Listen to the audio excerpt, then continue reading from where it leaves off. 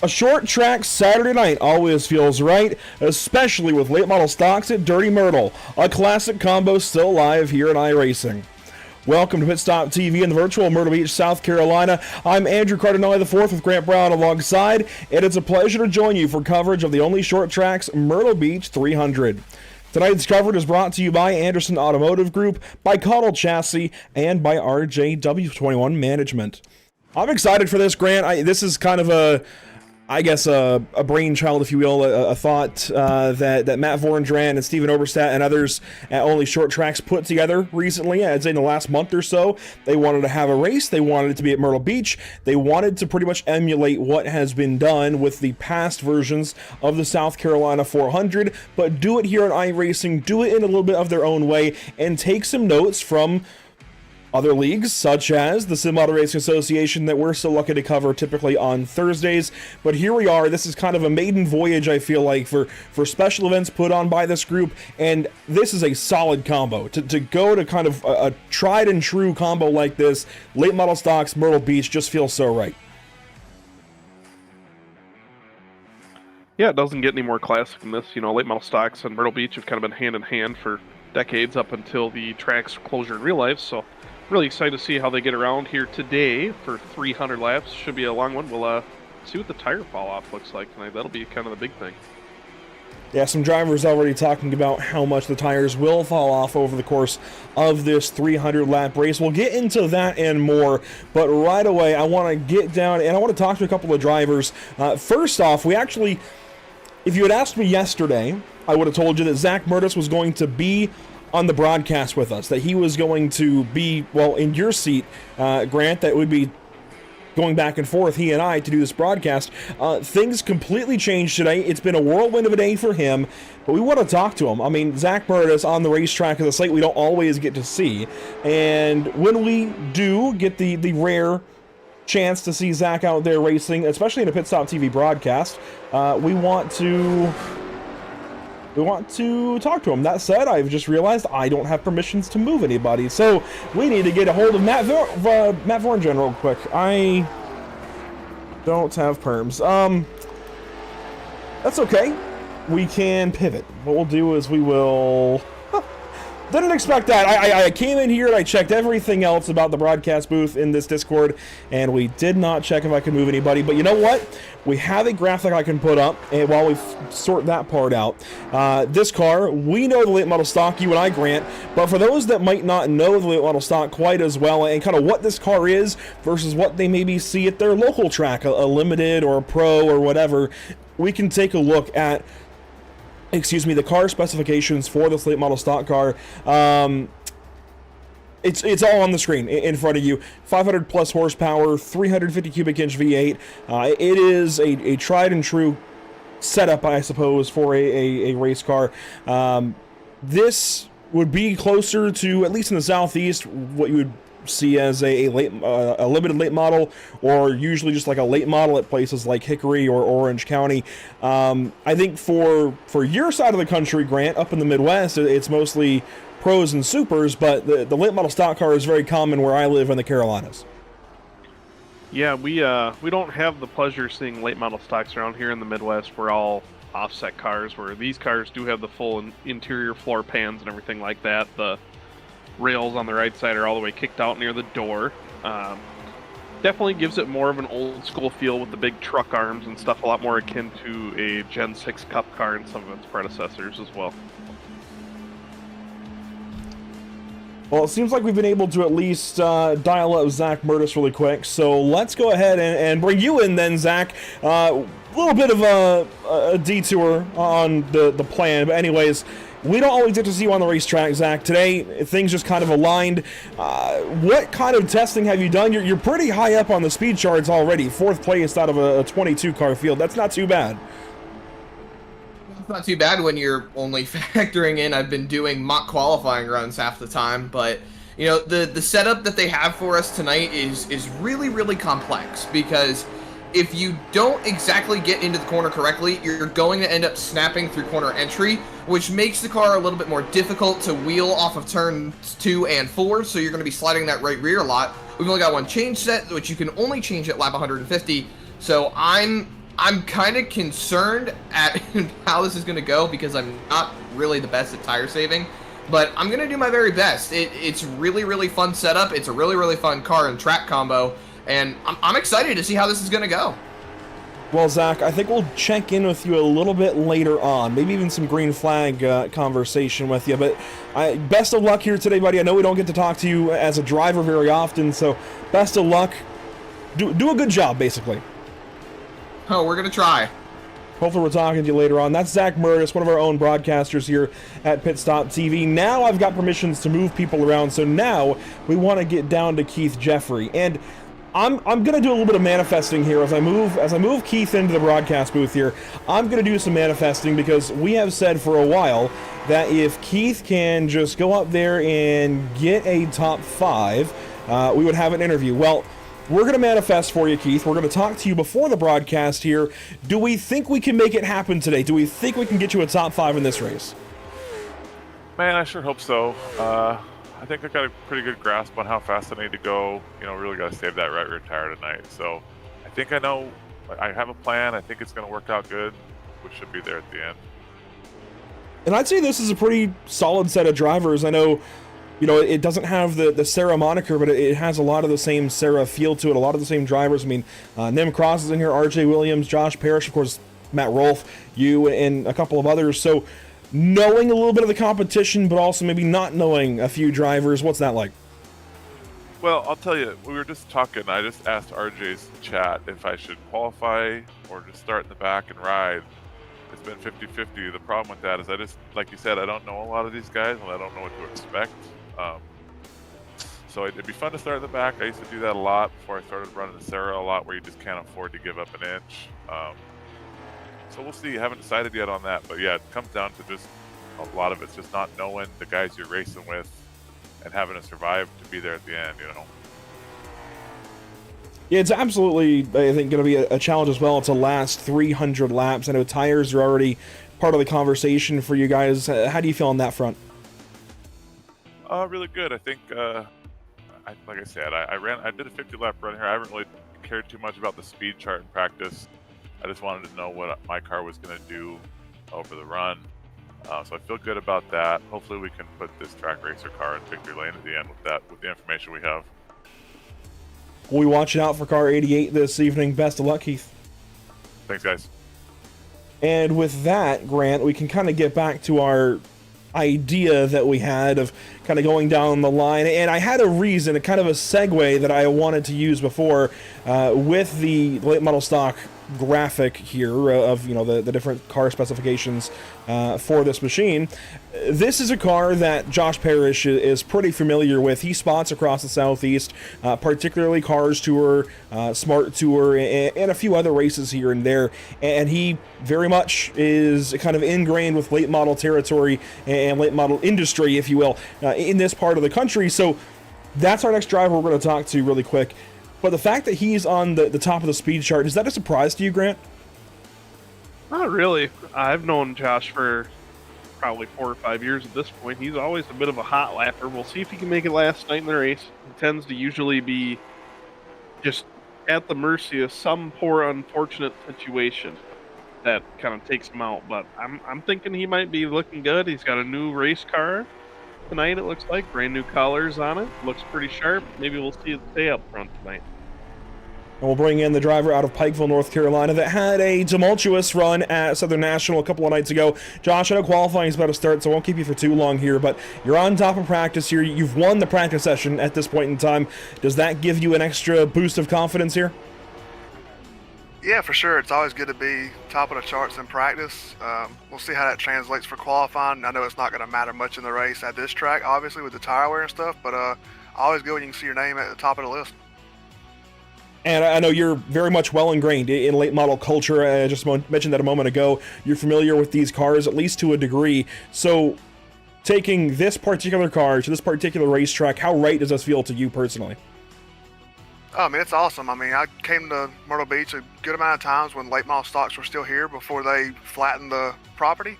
So it's cool to still be able to race here virtually, even though it's not in real life anymore. But it's really cool. This race was always special to go down to at the end of the year. So to be able to kind of do it again on a larger race, 300 laps tonight. It just seems right. And if you do well tonight, and if you keep doing well across Sarah and everything you run, when are we going to convince one of these teams to let you go run a late model at one of these tracks so that you can trade the spotter headset for a helmet? You know, that'd be really cool. Might be a few plans in the works for next year. I'm still working out some details, but you know, it'd be really cool to kind of go from sim to reality, as a lot of guys talk about, and trade in the headset in real life for the steering wheel and just see what we could do in a real one. It'd be cool to see. Josh, best of luck tonight. I know qualifying starting up, so we'll let you get back to it, but best of luck. Hopefully we're talking to driver 55 at the end of this thing. All right, man. I appreciate it. And that is Josh Parrish this evening in driver 55. Good to chat with drivers. I like what we've been doing lately with some of these pre-race shows with the BRB Sundance Pro Series on Tuesdays. We tried it for the Fall Brawl a couple of weeks ago. We're trying it here again this evening. I like this, checking in with the drivers before the race, not just during or after. I think it adds a lot to what we can do here on our side of things. As qualifying begins, Grant, I do want to mention we've got a plethora of awards to kind of give out this evening. It's kind of on us, and a couple of them are easy. We kind of just talk about them. Those are going to be, let's see, the Coddle Contender, brought to you by Coddle Chassis. Basically, it's an open sandbox for us to pick a driver that we feel like is just a contender to watch out for after qualifying or going into the race. And we can also mention, kind of on the other side of that, if there maybe is somebody we feel like is a lucky, like an underdog at that point in the evening, and we'll circle back on this and talk about it again in a little bit.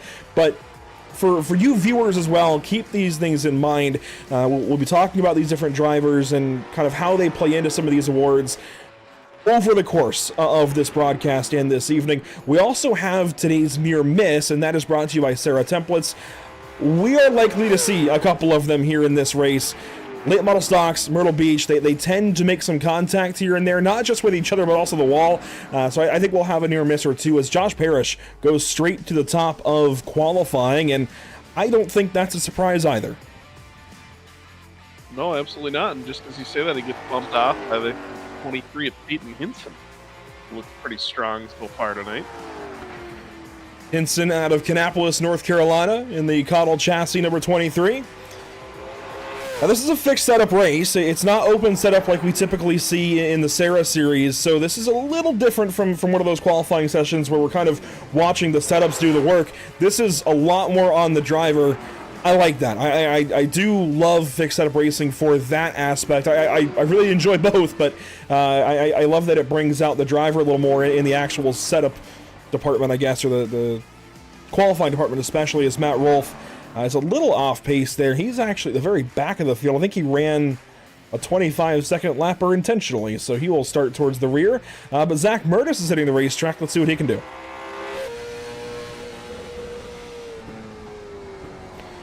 And I got with Matt ahead of time, Matt Vorndran that is, as Myrtle goes up and runs a fifth place lap time. I wanted to kind of extend this qualifying session out a little bit longer so drivers would maybe pace themselves, spread themselves out, so we could talk more about a handful of drivers. Myrtle, in this case, will stay about fifth place, but it also gives a chance for the weather conditions to change over the course of time. 73 degrees currently, 84 on track, mostly cloudy. That mostly cloudy means these guys might be sitting there waiting on a cloud until the very last moments of this session. Yeah, it's really going to come down to who has the optimal track temp, with everybody being on the same setup and their adaptability to set. I did get a message from the crew chief of the Keith Jeffrey machine. They're going to go for the hard charger tonight. I think that's Matt Rolfe's contention as well. So we'll have to watch for the 0 and the 88 going through the field tonight. Looks like we'll have a couple of 88s. I think Keith has technically scored as the 17. But Anthony Romeo, I do really dig this paint scheme. We're going to have a best in show contest here shortly. This might honestly be on it. This is cool. This just feels like something you would see at a short track. And I got to wonder if him being from Vermont, maybe this is a car, maybe his own car that runs up at the Speed Bowl up there. This is just really cool. Gives me a lot of mid-2000 Dale Jr. vibes as well. Yeah. Very sharp. Ninth place, not bad here in qualifying. Romeo going to go for lap number 2 here. See if maybe he can pick up his second time around the speedway. And driver number 88 to the line will slow down, it looks like, on lap number 2. That's okay. It's a pretty solid lap time there from him. And now the Dodge Charger of Matt Vorendran out of Rockford, Illinois. That's a pretty sporty lap time. 7th place, a 19.132. We have 23 cars here. It looks like 22 taking a time. So a pretty decent field, pretty solid field, I'd say. And to be anywhere in the top half of that, really, I think is a win to get the night started. 300 laps is a long time. So to start anywhere north of halfway through the field, I think is going to be pretty satisfying when this session comes to a close. See Jonathan Smeal here finishing up his lap. Not quite sure where that puts him at the moment. I did notice he caught the rumble strips out of 2 his last time by. Sitting in 20th place right now. So he's actually taking some extra laps here using the extent of the qualifying session to not just qualify but run some practice laps here. That's what I love about these sessions in this kind of format. You can keep running as many laps as you want and get a little bit of practice. So if you haven't gotten maybe a 10-lap run done yet, maybe now you can, and kind of get a feel for how the tires are going to evolve. But ideally, at this point, you will have run at least a 20 or 30 lap run to get an idea of how the tires will change over the course of the day. Regardless, if you need a little more practice, this is the time to do it. And I really do like when I see drivers like Jonathan here using the extent of the session, going a little bit above and beyond in this case. So I mentioned other awards and whatnot that we'll give away to these drivers. There's some cash prizes that go with them. We, of course, will have the North American Racing League Driver of the Day vote. That is kind of co-promoted here today by Caudal Chassis. But That of course, will be a part of the broadcast, as will the typical Lucky Performance Lucky Break of the Day. So we got a lot of things to talk about, a lot of kind of extracurriculars to consider here, Grant. And I mean, we could probably nail down between Best in Show nominations, Driver of the Day nominations, talking about different guys for different awards. We could probably loop in most of this field, 12 different drivers or so in these conversations, which is cool. I think we get to talk about more of the field that way. Absolutely, and it's going to be exciting for me to see. I've actually never had the opportunity or the pleasure to watch an OST race live outside of their conjunction race that they had with the Sim Auto Racing Association at Oxford earlier this summer. So I'm kind of curious to see who the movers and shakers are going to be. You got, as you mentioned, a few drivers that have invaded from the Sarah ranks, but I see some homegrown talent in here for this league, and definitely looking forward to see which ones will drive towards the front and give them a challenge. And of course, we went with guys that we felt were pretty safe there in the pre-race show for those conversations, those interviews a little bit ago. But I expect there to be multiple drivers that I think we end up trying to talk to over the course of these races if we get any cautions. I mean, just look at qualifying, right? Bring this graphic back up, the ticker on the left side of the screen. Hinson is a name we don't typically know. Estes there in 4th place, Wilt in 5th. Pittman in 8th, McNeil in 9th, and Romeo in 10th. That's just through the top 10.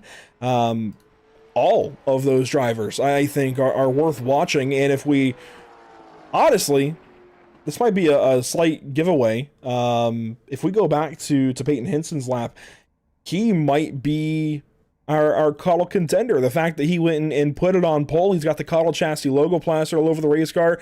I feel like that's a real easy gimme right there of easily a driver to watch as a potential Caudal contender in this race. Faster than the driver who was fastest in practice.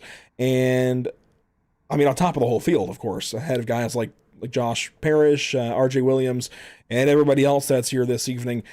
I think we have to watch for car 23 in this race. And on the flip side of that, I'm not really sure who I would put down yet as an underdog, but I have one guy in mind. I think maybe Matt Rolfe. Just, I don't know if you were able to watch Thursday with the Thanksgiving Classic for the Sarah National Tour, but frankly, he started almost last, 29th of 30, and was in the top 10 very quickly, I think by lap 75 or so. So if that kind of late model stock prowess on a long run can transition into this race for Matt. He might be an underdog in this race, but I'm curious about your thoughts there as far as the Coddle contender conversation. You know, as an underdog, I look no further than Nim Cross.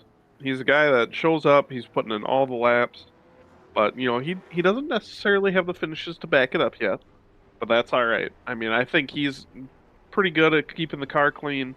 I think we'll be looking for a strong run from him later. Those drivers are released back onto the speedway. This is a 5-minute warm-up session, which just kind of allows us to tie things back up into a bow here. I do want to go back over the weather conditions. Those are staying pretty steady. I don't see much changes. I will say I did not notice the wind speed earlier. 13 mile per hour winds. I mean, it's not going to do nearly as much as it would if these were Indy cars or Formula 1 cars, right? It's not that kind of crazy, but 13 mile an hour winds is still a decent crosswind across the racetrack, or I'll have to see exactly how the track is oriented on Google Maps maybe real quick, but who am I kidding? The track isn't there anymore to see on Google Maps. Well, anyways, that's a decent bit of wind even for late models at a half mile like this. The humidity though is pretty normal. I think it's a solid day to race for sure. Just kind of high winds. I've seen two drivers here make a couple almost like little mock runs once again. I'm not really sure why. I think I'd be trying to get as many laps in my belt as I could here, see what the tires did after, you know, you get up to 15, 20 laps on these things. But you might see the cars with the wind amount, you'll see them straight on down the backstretch, kind of moving around a little bit of wiggle here and there. Could be partially steering ratio. Some of these guys like a 6 or an 8 to 1 in these cars, but also that wind can become a factor. Hit them just right. That actually will shave off a tenth if you hit it the right way, or maybe add a tenth to your lap if you go the wrong way. So I mentioned we have a best in show contest here this evening. This might be the best time to nominate some paint schemes for it. I've got a couple in mind, but I know you do some graphic and paint scheme work yourself with Patriot Media Marketing Services. I'm curious, who do you have in mind for that best in show contest by Anderson Automotive Group? Well, I'll tell you, I am the world's biggest sucker for Dale Sr. And Steven Oversmith rocking that number 3. Really nice colors on that thing too. Blue happens to be my favorite color. So we're gonna go with Steven's car tonight. That Privateer and Coddle Chassis sponsored number 3 is looking pretty sharp tonight. Hopefully we'll see it move up towards the front. And we can each nominate 2 here. So you've got the 3, you've got Oberstyle. I'll type him in here real quick. Who you got for number 2? Number 2 is going to be a tough choice, but I think I'm going to go with this number 39, Colin McDonough. Kind of got a split scheme going on here, which is different for sure, but it's kind of got the bronze wheels, a little bit of a throwback. It's simple. I like it. Got a lot of damage right now, but that'll be fixed by race time, I'm sure, by the same crew. Yeah, let's roll with 39 at Colin McDonough. And if I gotta pick a couple out there, I know there's a couple that I saw earlier and really enjoy. I've been talking about this paint scheme a lot recently, from the Fall Brawl to a couple of nights ago with the Thanksgiving Classic for the Sarah National Tour. I really, really like this paint scheme for Nim Cross, and frankly, this is what I'm going to go with. I have to throw that in. So you took the 39 of Colin McDonough. I'm not really sure how to label it. I typically try to give like a basic description. I'm not really sure how to label it other than red and white. I'm not sure what else. It's a little bit abstract. Like it's, we'll just say red and white. But for this 07 of Nim Cross, this is really cool. This is really well done. Obviously, it's promoting the iRacing arcade game that has recently come out, and I don't know. I really enjoy every bit of this. My other paint scheme out there, I think honestly I'm gonna have to go with Anthony Romeo. I love this. I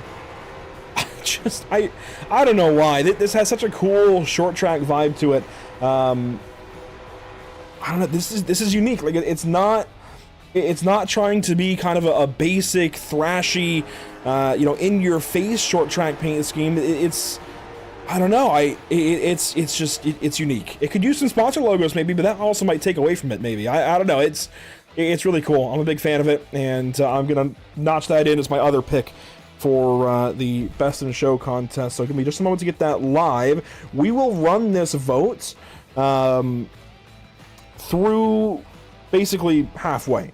So through lap 150. If we're needing to break a tie, we might extend it a little bit longer, but we're going to let that go through about halfway in this race, give or take. So those are the 4 that we've got nominated. I think there's a couple of other great paint schemes, by the way. I don't want to take away from anybody else in this race. Grant, you can attest to it. Before we got the broadcast truly going, I was looking around the racetrack scene for paint schemes. Honestly, I think there's probably 10 or so different paint schemes at least that we could easily put in that vote. Josh Parrish has a great 55 car. The 21 of RJ Williams is fantastic. That is in your face in a good way. The blue, the pink, I love everything going on there. There's a lot of really good ones. The 23 is good. Yeah, we could go on and on, but we do have a grid to get to get this race underway, and let's go ahead and meet our Lucky Performance starting grid. And on pole, we mentioned it in qualifying, that 23 car, the Cottle chassis number 23 of Peyton Hinson, very, very quick, just quick enough to get pole position over Josh Parrish. And it'll be a couple of Cottle chassis drivers there on the front row with Peyton Hinson and Josh Parrish leading us to the green here tonight at Myrtle Beach. On down to row number 2, though, RJ Williams. Good to see him this far up in the grid. Hopefully he keeps it up there. I know he is looking to go forward in this race. Toby Estes there in car number 18. I like that look as well. Zachary Wilt and Zachary Murtis, the row of Zachs here in row number 3. Couple of great starting spots there. Moving back in the top 10, though, Matt Voringer and Ryan Pittman. Pittman is a driver we don't really know too well. We'll be watching out for car 08 here at the start. And then Sean McNeil, another great paint scheme out there alongside Anthony Romeo. That is your top 10 in tonight's Myrtle Beach 300. Row 6 is going to be Steven Overstat in the Privateer number 3 car with Nim Cross to his outside in the 07. Row 7 will be the 27 of David Smeal and the 51 of Riley Wright starting 14th. 15th and 16th will be Jack Mulkey and Chris Fleming. 17th and 18th will be Colin McDonough, one of your nominees for paint scheme of the race, with the number 77 of Matthew Kent starting outside. 19th will be Ross Baxter and the number 22 with Jonathan Smeal in the 13. And we mentioned it a little bit ago, a couple of drivers taking kind of a back-to-front hard charger challenge. How about Keith Jeffrey and Matt Rolfe back here in row number 11 trying to go from the back to the front? They have got maybe the hardest job of anybody in this race, other than maybe the front row. They, of course, have to keep their cars up there, but these two have to go through the entire field to get up to the front of this one, and that is definitely going to take some work here this evening. So as we get ready to go racing, 300 laps. Let's take a look at the Whiplash SimCam's race details. This is, of course, as I just mentioned, a 300-lap, 150-mile race with one change set in the pit lane, 100% fuel out there for these drivers to use. That should get us to halfway, or at least close to it, depending on if we go green or not. One change set for these drivers. We expect them all. I think the rule is actually you have to take them at halfway, so we will see likely, I would say, 4 tires at the halfway mark, maybe some 2 tire changes, but I would think you take all 4. Yellows will count tonight, 1 green, white, checkered if we need it, and it is a fixed setup with no fast fix for these drivers to use. So if you get damage, you got to carry it with you all race long or repair it at some point in the pit lane. And Grant, that's always a challenge, repairing damage on a short track like this with these cars. There just is not a lot of time to get that done. No, there's not, and I tell you, these cars, when they receive any type of nose damage, very hard to keep the handle on them afterward. Characteristically, the car changes entirely, and you're going to see drivers really struggle to keep cars under control if they receive any sort of damage. Well, there we go. The iRacing.com safety car has peeled off to the relative safety of pit lane. Let's get racing here. The 2025 OnlyShortTracks Myrtle Beach 300 is officially green. Down to turn 1, a bad start for a pole sitter. Josh Parrish is going to to get clear of the number 23 of Peyton Hinton off of turn 2, and he's going to distance himself by about a half a car length going into 3.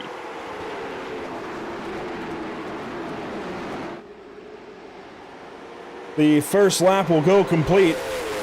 Josh Parrish out front, Peyton Hinson back to position number 2. And this is the scene off of turn number 2, single file through just about the entire field. Nim Cross, one of the few that's side by side with anybody as he battles back there south of the 10th position. But Josh Parrish leads the way after now 2 laps here at Myrtle Beach. That's the look down the front straightaway, single file. And I know that for the 55, the 23, the 21, probably the whole top 5 in all reality, you're really going to want to fight the urge to go and try to break away, because I can't stress to you enough, Andrew, how hard it would be to keep a set of tires underneath the late model stock here at Myrtle Beach for 150 laps or halfway. Love watching these cars fly by the statics around the racetrack, but I think it's time to go on board here with Peyton Hinson. He's started to put some pressure back on Josh Parrish. This is for the very front of the field for the race lead here on only lap number 5. Hinson fastest, as I knock half the things off my desk. Hinson fastest that lap. He's clearly putting pressure on that 55 car, and I think Josh is going to have his work cut out for him. Clearly Peyton's got the car figured out. Got to keep him honest here at the front of the field. Yep, both of them are also Toddle chassis cars, as well as RJ Williams. Third, so you really got to wonder, how hard are they going to push each other here? What is the common goal? Is Peyton just going to be able to go by Parrish? Will he put up a fight? If I was the 55, I'd see him breathing down my neck and say, all right, you want to go bring your stuff off? Go on right ahead. I'll be sitting here waiting for you when you do it. That's a really good point, too. You know, we've seen it in the past, especially in the National Tour races for Sarah. The longer ones, especially with late model stocks, like South Boston, like Langley, even Martinsville, we tend to see these guys kind of run 80% for the opening of the race and just kind of lay back and, you know, if somebody gets to them, let them go. But at the same time, the driver that does get the lead early typically fights to keep it. It's like a status symbol. Like you want to keep it. You don't want to lose that lead if at all possible. So you're going to fight a little harder. I'm sure if Josh was second and somebody pressured him, he might let them go. But first, that's a different story. Absolutely, Andrew. And you're seeing a couple of great fights from Bill even behind. Oh, Parrish pulls low here. Looks like Hinton going to the outside and then take the long way around. But also another couple good battles back in the field, the 97 and the 88. Been pretty much nose to tail, about a quarter car length apart for the past 5 to 10 laps. See a little preview of what's going on behind these drivers as they work to put lap 10 behind them. To the inside now goes RJ Williams, looking for position number 2. They sort that out quickly. Kind of a Colby Howard look to this number 18. That's typically a super late model or a pro late model that you might see in the Midwest or even down at Pensacola this week. But I like the look here for a late model stock, as this is Toby Estes working on the outside of RJ Williams. You mentioned there's 3 Cottle chassis cars ahead of the field here. They're leading the race. Parrish, Hinson, Williams as second and third now start fighting. Is there maybe some room for Toby to spoil the party and get ahead of one of these two guys? And if I'm Colby and they're fighting this hard, absolutely. Go right ahead, try to sneak in. You know, the strategy really needs to be, let's not make waves. If we can sneak in a spot without ruffling any feathers, let's go for it. Let's try not to use the nose up early. Let's try to keep the tires under it. If you get this car to start developing a push at such a flat track like Myrtle Beach, you won't last until probably lap 100 with the right front on it before you're in trouble. I'm glad you mentioned this place is flat because, I don't know, I feel like nobody's ever really mentioned how flat this racetrack is as Hinson gets a run on the outside and Parrish kind of lets him go here into turn 3. But when I took some recon laps, if you will, getting ready for this broadcast, I realized finally there really is no banking as you dive off into the corner. Like, I don't know, when I was here in person, even, it felt like there was more banking than there is on the sim. As I want to go back to a TV cam and Hinson's blinking a ton. He's almost gone. He's back now.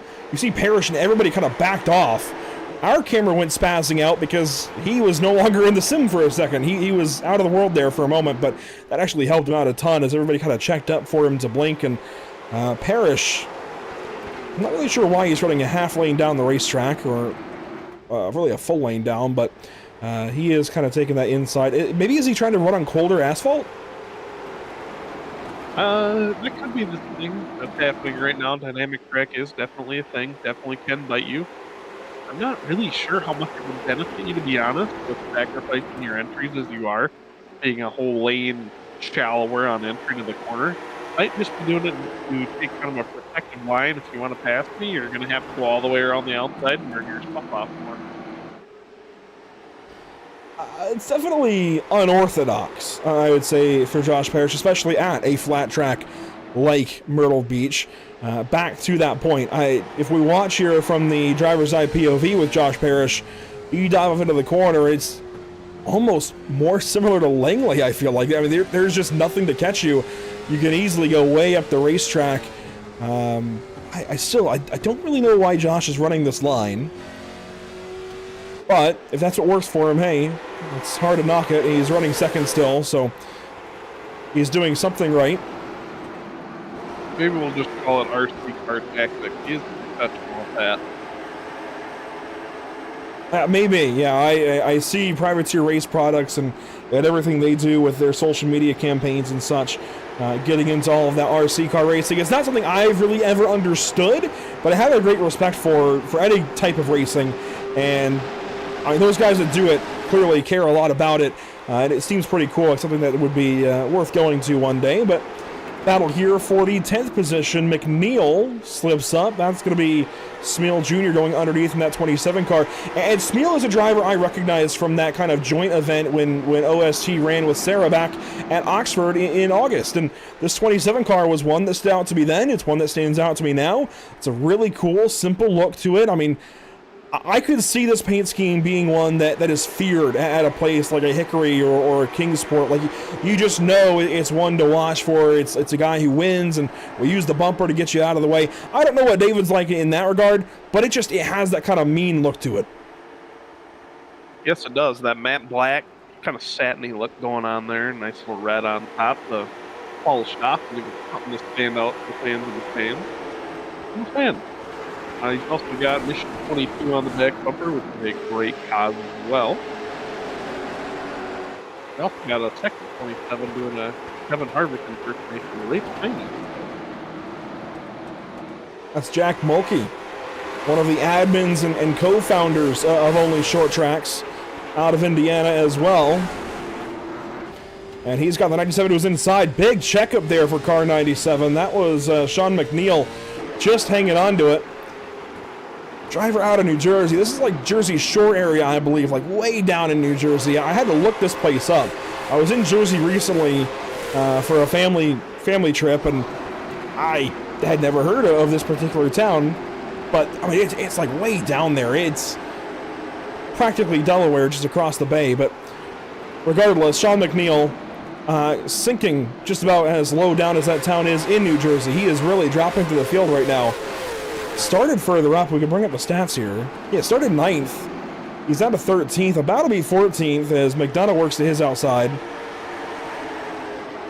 I don't know. It does not have a good look to that 97 right now. Does not. You got the 51. I believe that's I've had the pleasure of racing with in real life. Pretty solid guy here. He looks like he's going to be just cracking the top 15 and maybe moving forward. Oh, a little bit of contact. They all check up behind. Briley Wright in that 51 checks up as Chris Fleming fills the gap underneath. Also, how did this go on? I didn't even realize what went on at the front of the field here. Estes has driven away from Hinson by a second. We were watching everything else going on, and frankly, this will take a replay. Definitely not taking any prisoners right now. Reset the fastest lap of the race. This is back a few laps ago when we were watching all that stuff in the middle of the field. Estes just got a run around Parrish, and I get Parrish might have been protecting the inside, but it leaves the entire top of the racetrack open to exactly that. So this is a replay a few laps ago. Then he literally just runs the leader down here. Let me go back to where that happens. Bear with me here. I somehow got onto Matt Rolfe accidentally. So here we go.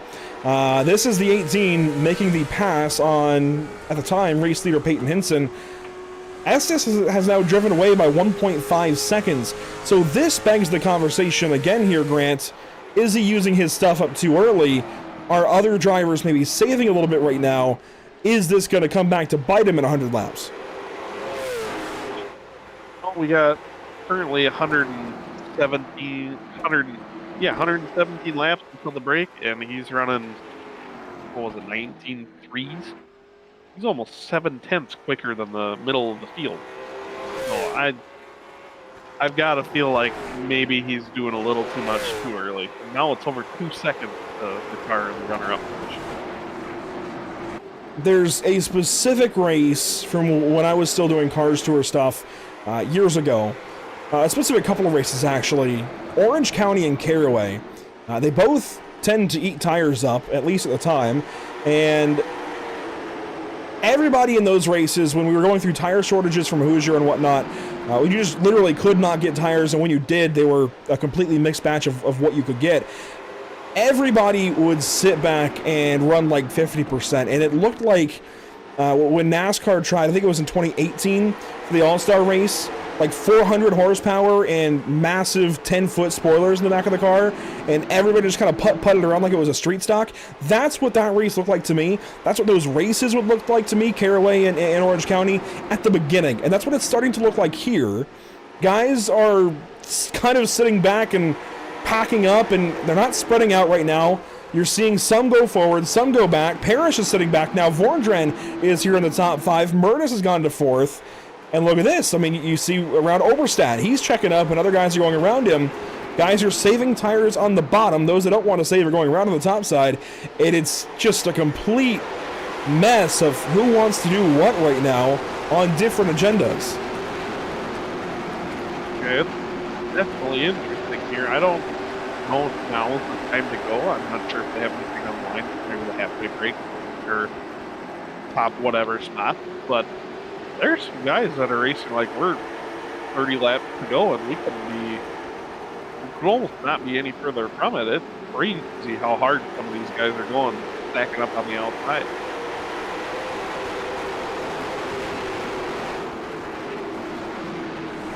And that gap, by the way, at the front of the field, Estes is now up by nearly 5 seconds. I don't mean this at all against Toby, but I don't think he's just sheer flat out 5 seconds better than Hinson right now. This is really interesting. Would you like to take bets on what time we start seeing slide the rear tires? It can't be long now going that hard. And frankly, I don't even know if he's going that hard. I mean, let's ride on board. Let's driver's eye POV this and watch. I feel like that felt relatively normal into 1. Maybe let's watch for a lap or 2 here. Pretty careful on exit. Doesn't feel like he's hustling the car. And I mean, last lap for him. Here, let's do. Give me a second to set this up. We'll be able to compare a bunch of lap times here really quick. I think he's brought it down a bit. Looks like a lot of guys are in the 9s and O's. He ran an 8. High 8 last time by. Yeah, so maybe he's changing up what he's doing here, but let's bring up this graphic. This is going to show the whole top 4 and their recent lap times. Still see the telemetry there. We'll take that down, but for Estes, a 19.7, really a 19.8. For the rest of these guys, 20 O's, 21s, 20.1s rather. I mean, they are still checking way up, and Estes, I mean, he's a little faster there. He is trying to hold himself back now. He's still gaining on Hinson. Hinson was a little faster that time, but I mean, he's still walking away from these guys. They're just standing still back here. time in the back of the field too. Some of these guys that are really taking their time, making their way through the field, trying to take care of their stuff. I'd be starting to get a little worried right now. I mean, Matt Rolfe is 14 seconds back in the lead. That's only a straightaway in front of him from being lapped. But you know what? When I was going for that replay, digging for the replay of us just taking the race lead, I mean, that was only, what, 15, 20 laps ago.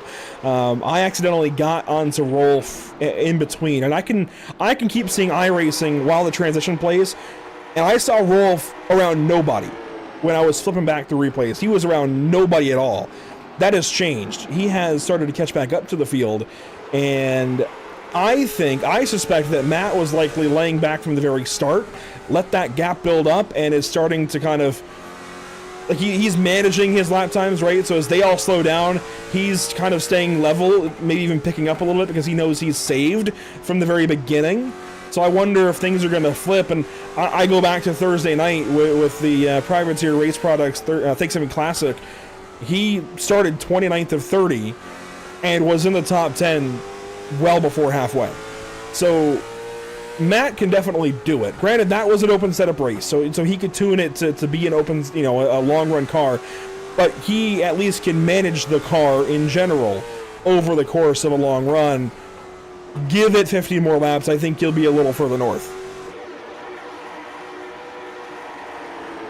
And man, Toby S. is not backing down at the front of the field. Just ran a string of 4 laps, and the slowest lap he completed was 19:51. And we're seeing guys regularly 19.9s, 20.0s, 20.1s.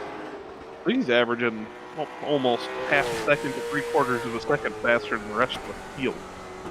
You can see from this camera, you can see the back of the field. He is catching them up to lap them, and a race that stands out to me for maybe longer time viewers that also watch Sarah races, the first National Tour race that we ran at Sobo back last year. I recall there was a handful of drivers, I don't recall exactly who, maybe Bob Burkett I think is one that stands out, as like they went and they ran their fastest laps that they could in the opening portion of the race to lap as many cars as possible.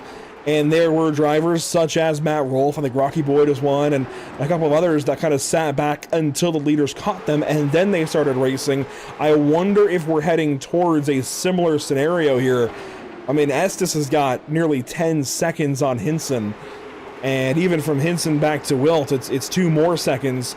Vorndran and Myrtle are now more, I mean, they're 12, 13 seconds behind. I don't know what the plan is really here, to be honest. Look, here we go. Huge lead. Here's the back of the field. I feel like There's the leader. Watch this gap.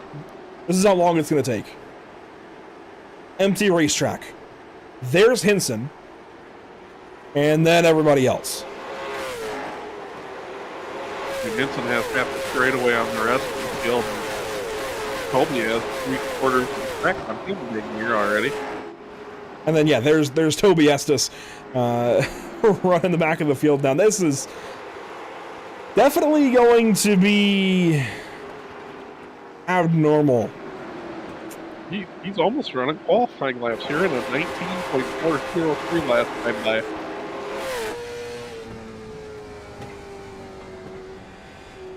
And even now, jumping on board with Toby again, it doesn't feel like he's pushing the car too much. That was maybe a little more aggressive there into 3, like a little more like he's trying again. The car also doesn't look like it's aimed like bad based on his wheel inputs either. You're not seeing the car slide much, maybe a little bit more wheel than he had put into it previously. But for the most part, the car looks fairly stable, and he's caught the back of the field. Yeah, here we go. He has caught the 97 of McNeil and quickly will catch Matt Rolfe and others. Ross Baxter is there. And you see Matt is starting to make his way through the back of the field. He has just passed Ross Baxter in that 22 car. He's starting to realize, oh, okay, that's the leader. I need to go. You do not want to fall a lap down. If we do get a caution, that would change everything. Obviously, it would void and nullify the gap that Toby's got, but it would also trap a bunch of cars a lap down at this point as Tobiasa starts to work through the field. I mean, for now, it would just be McNeil one lap down. He would get the lucky dog, but give it another 10, 15 laps, and that might change. We've also got Keith Jeffries side by side here with Colin McDonough. I think he's starting to get going, get back through the field a little bit as well. This is a tricky spot to be in. Now he's starting to force everybody else to match his pace. So by the time that he falls off, they're not going to have enough left before they fall off. It could be a whole vicious cycle that honestly could result in him maintaining a very large gap still.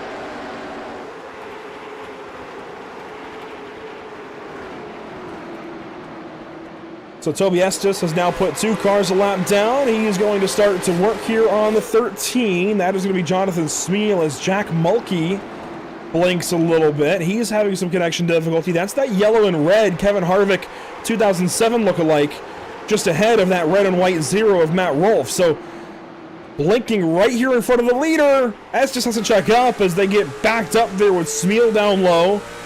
This is on board now with the race leader as he works through lap traffic. Nim Cross just made a big move in front of Matt Rolfe to shut the door and get in line.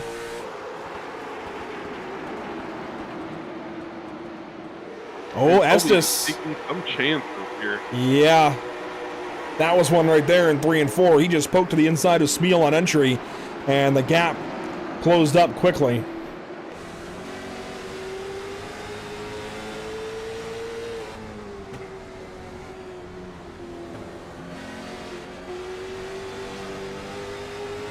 Crossfire on the outside in the 07. Kind of starting to go backwards. Looks like he might be Toby's next victim here. Can't really do much right now on the 18. Oh, 13's very loose.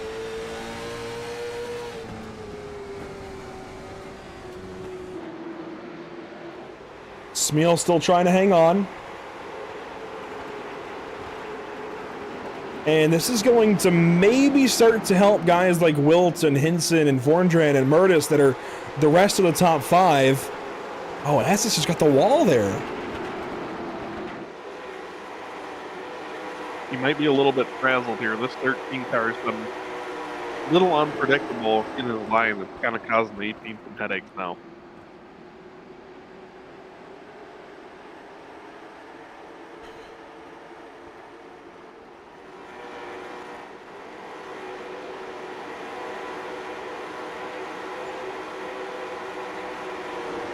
So Toby Estes out of Greensburg, Kentucky. As we have another blink from another driver ahead. There we go. That was a slide there out of the 13. That held up race leader Toby Estes one more time. You can see just ahead of this, Nim Cross has let the 0 of Rolfe go by, whether it was by choice or not.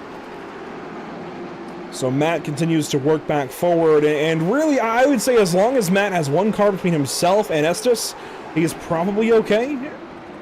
But the idea would certainly be to pass as many cars as possible here, I think. Boy, this 13 is just frustrating Colby right now. But there it is. I think that's the opportunity. Under.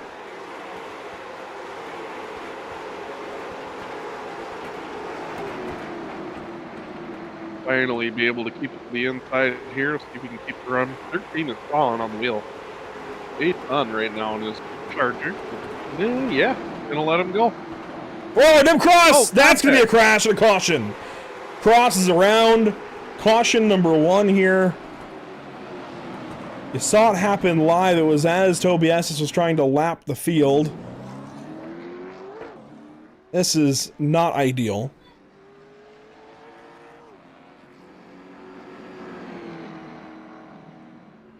Nim, just an iRacing good guy, I feel like, and part of the iRacing review staff that reviews your protests and incidents that get sent into iRacing, and has been at this sim racing thing for a long time, just about as long as I've been alive at least. And sorry to date you, Nim, but man, I hate to see this.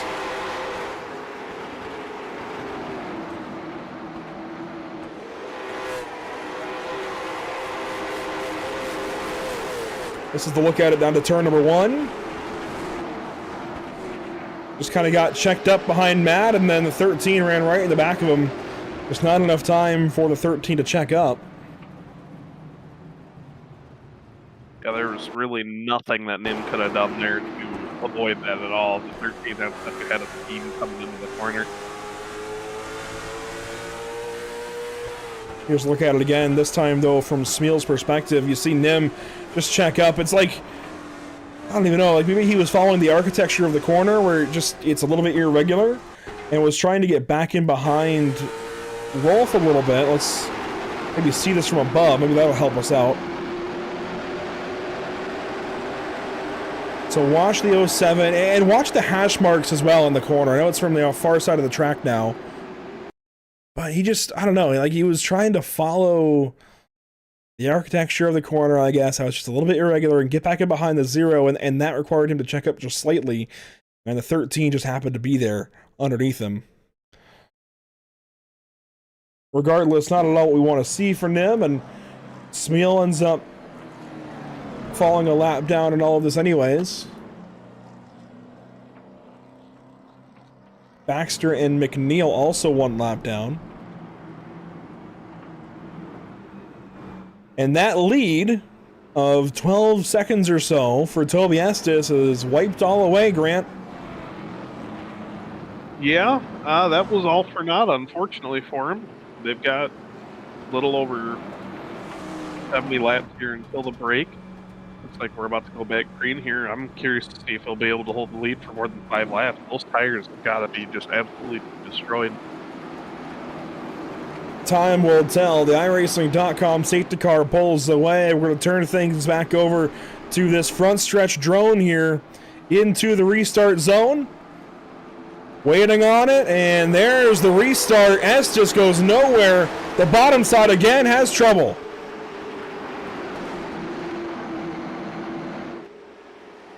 Yeah, I had a feeling that was going to happen. We got the whole 4 coming out to a growing lead real quick. Already up to a car down the straightaways. Looks like Hinson's going to try to take advantage on the outside as well. That lap goes complete with Wilton now ahead of Estes. Hinson in 3rd, Myrtle in 4th, Williams 5th. And Estes looks back to the inside. I don't think his tires are quite as roasted yet. I don't know. We keep saying, you know, wait 10, 20 laps and we'll see, but I truly believe when we get to about lap 100, 110, 120, there's going to be a decline. And maybe that's it. Maybe that's the beginning of it. That slide there out of 2 doesn't have the same drive as the rest of these guys. You see a battle for 3rd. Estes ahead of this. Murtis just straight up passes Hinson. And Zach Wilt leads the way. Goes fastest that time. Yeah, he's definitely not afraid to show his muscle here on this restart. Try to get away from Estes, possibly. But looks like Estes is hanging pretty tough for as hard as he rode with stuff early on. Wow, Toby Estes that time fastest on the racetrack and fastest of the race so far. That's impressive. With how much he used those tires up that previous run. Yeah, that Estes property care on the hood might need to become Estes tire care because this is nothing short of impressive right now.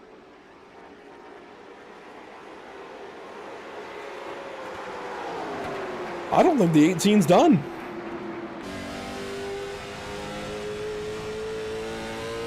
Yeah, they've pulled away by about 8-10 car lengths now at least on the 3rd place car of Zach Myrtle.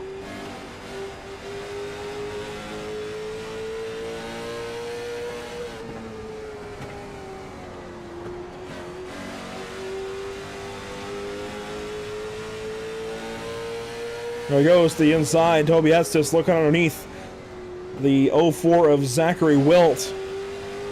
Now here's the thing about kart racing. Yeah, I know this is going to be a detour from what we're looking at for just a moment, but we put out a doc, or I guess a form, a Google form for drivers to fill out some information about who they are pretty much, and you know, give us some info and some talking points of the broadcast. And one thing that we put on that doc, that form, was about real-world racing accomplishments. And Toby's answer, I was just curious, trying to get some more information on him.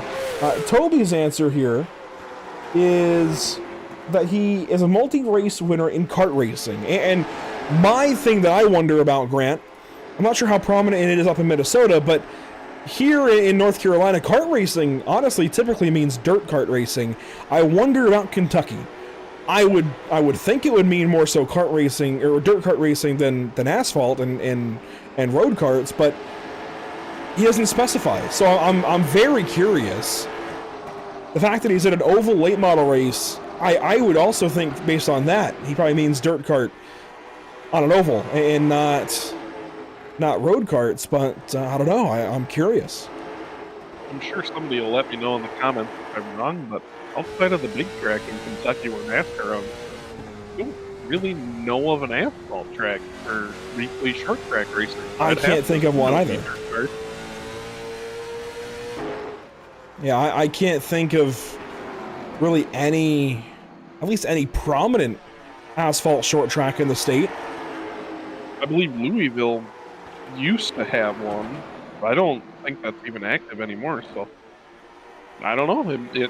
He must be a dirt kart savant or something. Maybe that's why he's so good at controlling the rear of the car here with the worn tires. Possibly, maybe that's it. I mean, so Toby and Briley Wright are both from Greensburg, Kentucky. They must be friends. They're labeled as teammates at Bandit Racing. So there must be some kind of, not relation, but like relationship, I guess, there between those two drivers. And yeah, I can't think of anything but dirt tracks in Kentucky aside from the Kentucky Speedway where NASCAR used to race. And on the other side of that Greensburg, Kentucky coin, there is Briley Wright, also out of Greensburg, Kentucky. If I can, here we go, grab the, well, that should have been in the spreadsheet, but regardless. A little bit of some Rowdy Bush vibes going on there. Looking pretty solid right now in 6th, right in front of the nose of the 55 Josh Parrish is making a huge lunge at the bottom. We've seen a lot of Zachary Wilt and Toby Estes the last 20 or so laps. This is the rest of the field. This is the battle for 6th. Briley Wright lets that spot go. Matt Vorngren right behind with David Smeal Jr. behind him. And Steven Oberstadt completes your top 10 currently. Keith Jeffrey, by the way, trying to go from the back to the front along with Matt Rolfe. He is just ahead of Matt, so he's currently winning that challenge, I suppose. He is in 12th. Matt is in 13th. And I think either one of these guys, we talked about the Caudle contender at the top of the show, and I kind of pointed out Zach Hinson, or not, Peyton Hinson, rather, because he put the thing on pole and just kind of came out of nowhere for it. I think Underdog Story could easily be either one of these two, as we talked about earlier, and they're starting to show up on it. They're starting to get through the field. They've passed a handful of good race cars, Pittman, Romeo, McDonough, Kent, and others. So they are working on it, and even now, they race each other here. Rolfe to the outside of Jeffrey. This is for position number 12. Yeah, Keith was pretty easy to compare to his father. Ryan is an older fella from him. He's got a family back home in Washington where he hails from, but he's such a good driver when it comes to his long tire wear races. He just is able to find something in him where no matter what, he keeps on moving forward, and it may be slow, but he's gonna get there eventually. He's making a dive there on that Christmas theme. I believe that's an Acura. That might be a Christmas theme as well. That's Matt Rolfe looks to the outside of the Christmas car. I do think that looks like an Acura. Chris Fleming in that number 18. Yes, that's an Acura badge for sure on the nose of that race car. I gotta say, Acura kind of in the same camp. Well, it's run by HPD, Honda Performance Development. Cool to see them getting more involved in motorsport as a whole. Would love to see an actual Acura stock car. That'd be cool. Maybe at the Cup level one day, alongside Chevrolet, Ford, and Toyota. We always talk about other manufacturers jumping in. I think Honda certainly has made its rounds, as Honda's involved, of course, in the IndyCar scene, but it'd be cool to see Acura in some way involved in stock car racing. That said, Fleming going backwards, falling behind Matt Rolfe, and soon to be Keith Jeffrey. Some right side damage as well to that 18 car. You can see the right front just poking out further than the fender, and that's not how that's supposed to be. I guess maybe a little bit, but not by that degree. Yeah, they always have a little bit of that camber going on the right front that makes the bottom of the tire stick out, but that right front fender is definitely knocked in a bit. You can see the top of the tire. 39 of McDonough also got the wall down the back stretch. And while talking about all that, we've had another change for the lead. Estes once again sneakily drove back by the previous leader. This time it was Zachary Wilt, and this is only about 40 seconds ago. So this was literally in the last couple of laps. This is the battle that we missed, and we're now getting replay of. Estes sets up wide there into one. It amazes me what you can do in this late model stock car, because that makes no sense to my brain, frankly, how he went way up in turn one and just drove down the asphalt. That gotta love it. This kid has blown my mind how after pushing the car for such a long time, putting 3/4 of track in the field, now he's back leading again and by right away over third place. Watch this. He's just way up there in one and just drives down, just arcs, power down, and has so much more speed into the corner over the 04, able to just hook the bottom. That makes no sense to me. That's cool. He's already built a substantial lead on second place. As we come back to live picture, it is a 2-second gap already. Back to Wilt. 3 seconds back to Hinson. 4 seconds back to Williams. Nearly 5 back to Myrtle. I have a feeling this car might be spending a lengthy period of time in the tech shed tonight. Yeah, if this was a Ricky Brooks race, it'd be a long time before we could call the race official, that's for sure. Zachary Wilt has now received some pressure from Peyton Hinson. And again, I still have a feeling about this 23 car. I kind of snuffed him in best of show. I think he has a paint scheme that could contend, but he's also got a race car and clearly some skill that can contend for the win. The 23 just drives right to the inside of the 04 here and might take a lap or two to get clear of Wilt, but I think Peyton Hinson's definitely going to do it. And yeah, that's position cleared. Easy does it in almost 2.5 seconds now for Estes back to Hinson.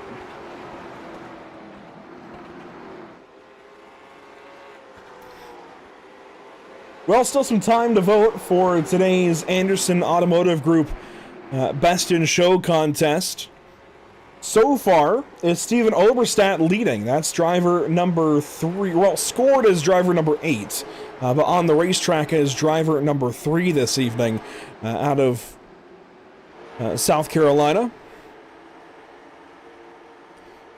And he has just recently let Matt Rolfe go by. That was for 9th, but Oberstadt still hanging on to a top 10 here. Fun fact about Steven, he's actually had a very successful amateur golf career. I believe he's also been a golf pro at a course or two over the course of his life. So if you're not seeing him on the racetrack, you might be seeing him on the greens. Yeah, you know, his job title, and I guess I might have bound it to the wrong graphic, I'm not really sure, but I meant to have the job titles here on the broadcast. That might be user error on my part, but regardless, his job title that he put down on the form is Director of Golf, and I wonder what else there is to that. But he ran a golf paint scheme, I think, at qualifying for the Fall Brawl. And I mean, it was really, really cool. I want to see that paint scheme on some other cars. But this flake in the blue, when it glints in the sun, that is supreme. If there's a caution behind us, Nem Cross again, unfortunately. This time, though, with another driver. I believe you can also, I nominated Nem, so you can also vote for this car in Best in Show. Not the segue I wanted to make, but it'll do.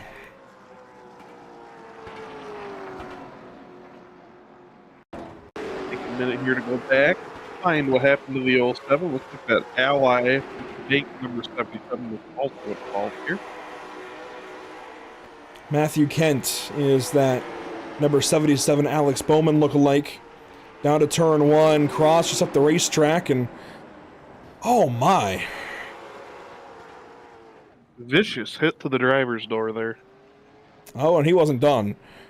That Smeal machine, the number 13, put a smear on the 77. That was less than optimal for sure. This is the look down into the corner.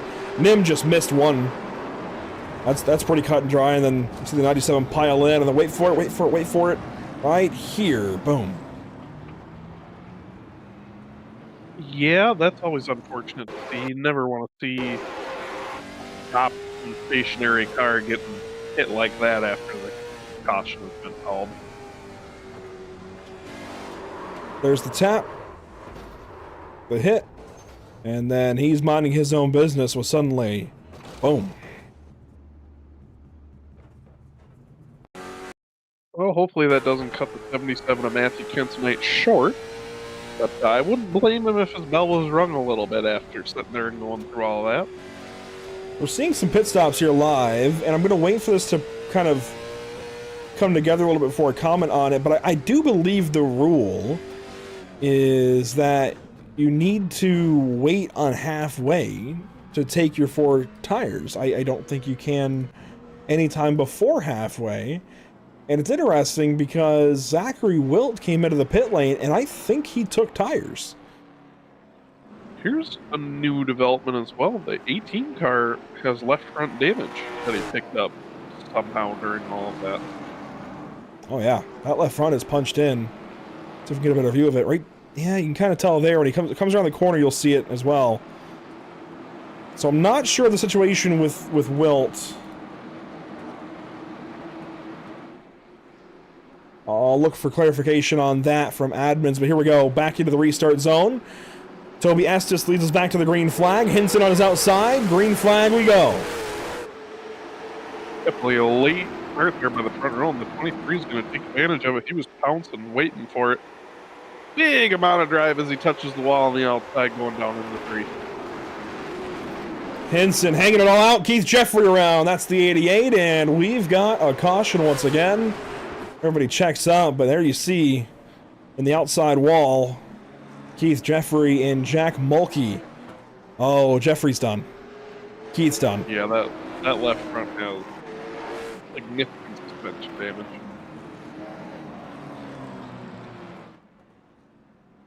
That is not it. Let's see what it looks like in the car. He might not even know it yet. Well, he might start to realize. He might not even know just how bad that damage truly is just yet. Of course, we can see it from our TV cameras, just how far the left front is pointing to the right. That is not ideal whatsoever. This back to the restart. You see he was on the outside of Oberstadt. That is the 27 of Smeal just behind. Rolf checked up. The 08 got him. Oh, that's unfortunate. They're not on Keith at all. Just a product of an accordion checkup. So the 08 there is going to be Ryan Pittman. The other 27 that came in, that was Jack Mulkey. Yeah, just a checkup. And Mulkey kind of deals the kill shot there. Take it for what it is, but that Ryan Pittman in the 08 has accepted fault. Claims he could not see the accordion, which likely true with these cars, called spoilers, very high rear end. He'll be going to the back. Here's Mulkey's point of view. See him all check up. He locks up to go high, and the unfortunate reality is Keith was there.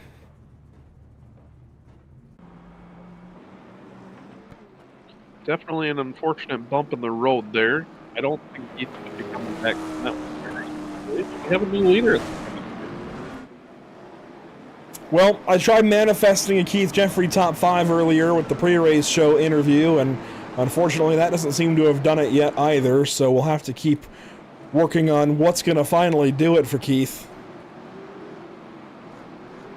But that's the deal. If Keith Jeffrey can top 5 in any one of these races, we'll be talking to him just like he's in the top 3. And of course, we'd love to see him in the top 3 as well. But it will not be tonight. At the front of the field, though, it is Peyton Hinson, Toby Estes, RJ Williams, and Josh Parrish, your front 4. From the blip cam, here we go. Green flag back in the air. Just over 25 to the halfway mark.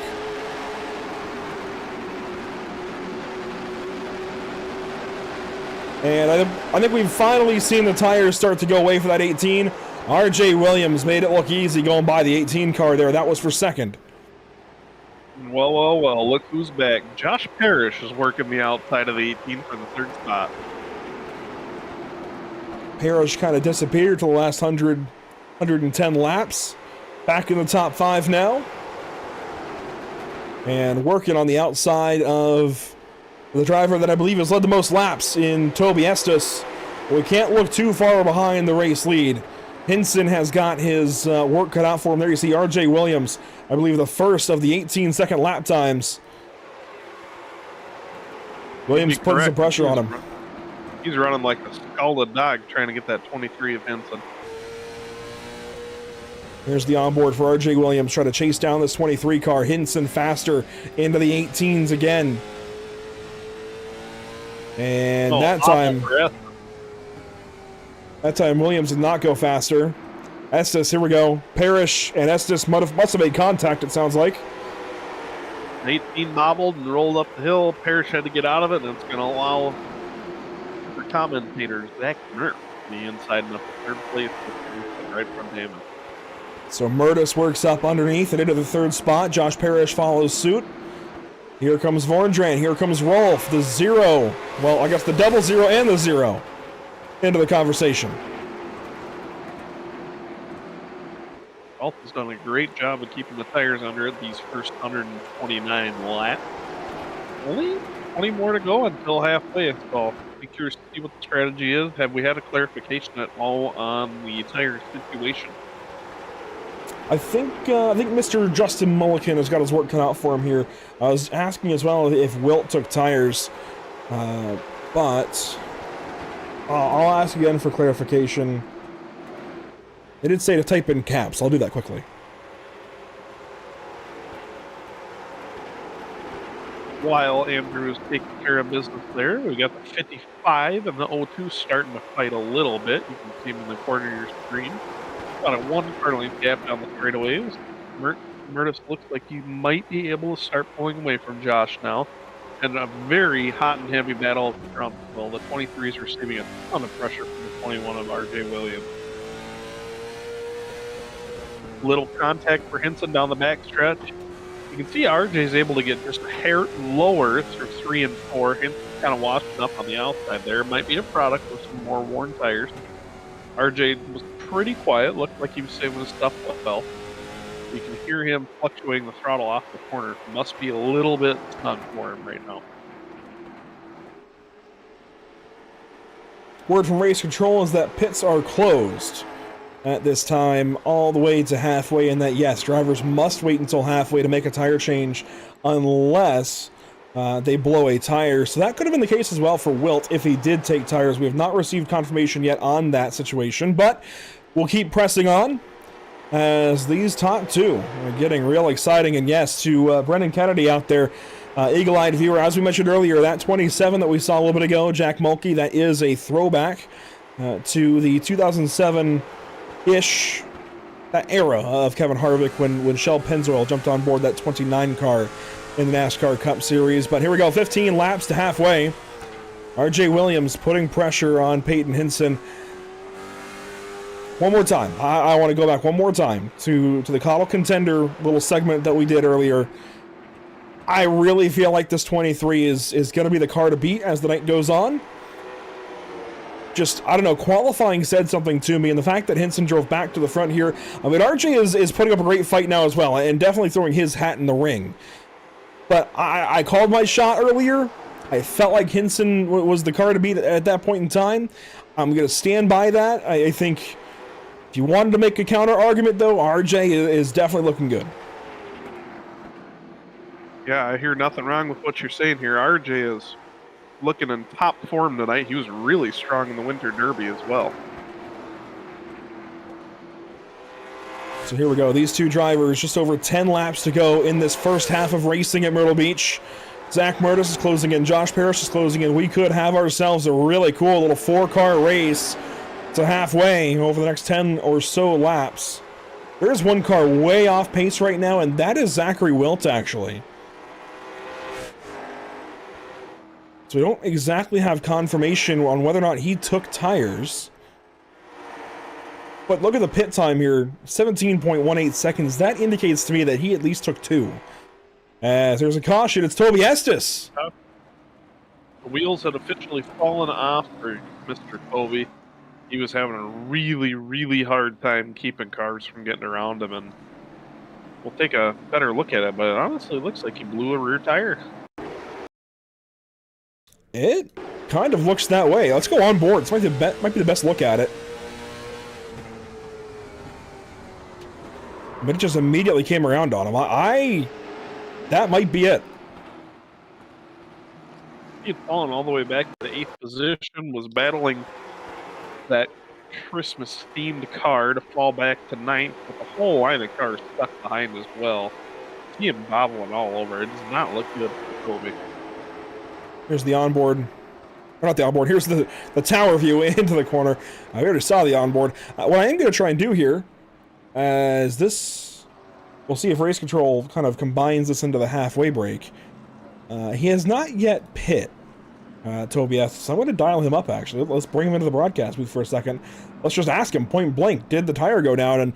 And so Toby Estes, we've watched you be up front for a large portion of this race here. We just saw you spin out though in turn 1. What happened there? Just over pushing the car, just trying to keep every position I can here because it's going to be important here on the last stint of this race. But yeah, cars are a handful, but the track is fast. We got a little curious for a second, maybe, you know, a tire going down. It seems like maybe the tire is still up for these final 7 or so laps.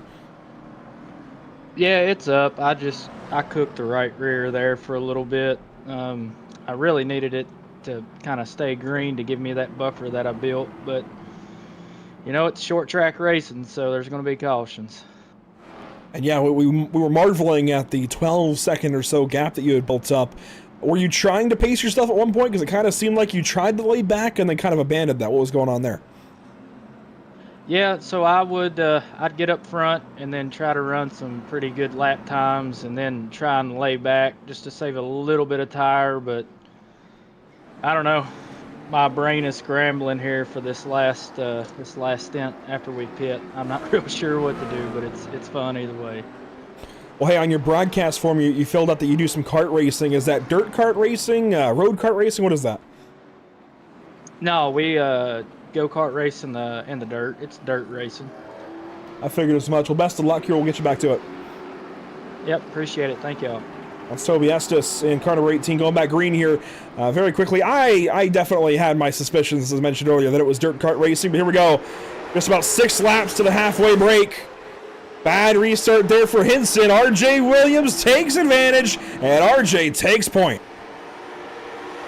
Well, I know his live stream has got to be going crazy right now. RJ is definitely one of the most entertaining characters on this side of the sim. He's pulling away to a half a car advantage here with just a handful of laps to go before we get to our break at halfway. That 21 is looking good. I don't know, I felt like it was definitely a best in show contender. Now I feel bad. But you know what? He's making up for it. 5 laps to go now, 4 laps to go to halfway. And the 21 in control here at Myrtle Beach Speedway. And driving away. He just ran his fastest lap of the race. Everybody's fastest lap of the race right there was an 18.907 set by the man, RJ Williams. Battle for third. Zach Murtis and Josh Parrish side by side. Matt Rolfe, you know, I talked about it, and we talked about him maybe being an underdog here. I mentioned 2 nights ago, from 29th up into the top 5 by, well, certainly by halfway. This is a big move there out of Parrish on Murtis. He sends Murtis. My gosh. What a save by Myrtle, though. Yeah, and then some. If we go green to halfway, that's going to be a replay we take. Murtis hanging on now, still in turn 1. Well, we were trying to talk about Matt Rolfe, and these guys are doing some extracurricular. Unfortunately, that's going to send our broadcaster all the way back to 11th spot here. 1 lap to go now to halfway. Completion of every car going through lap 150. We should see a yellow here, which is going to allow for tires for all of our participants. We'll see who goes 2, who goes 4. Primarily, people like to go for tires. Most people the left rear wear is that, and it might necessitate a 4-tire change. So RJ Williams wins the race to halfway.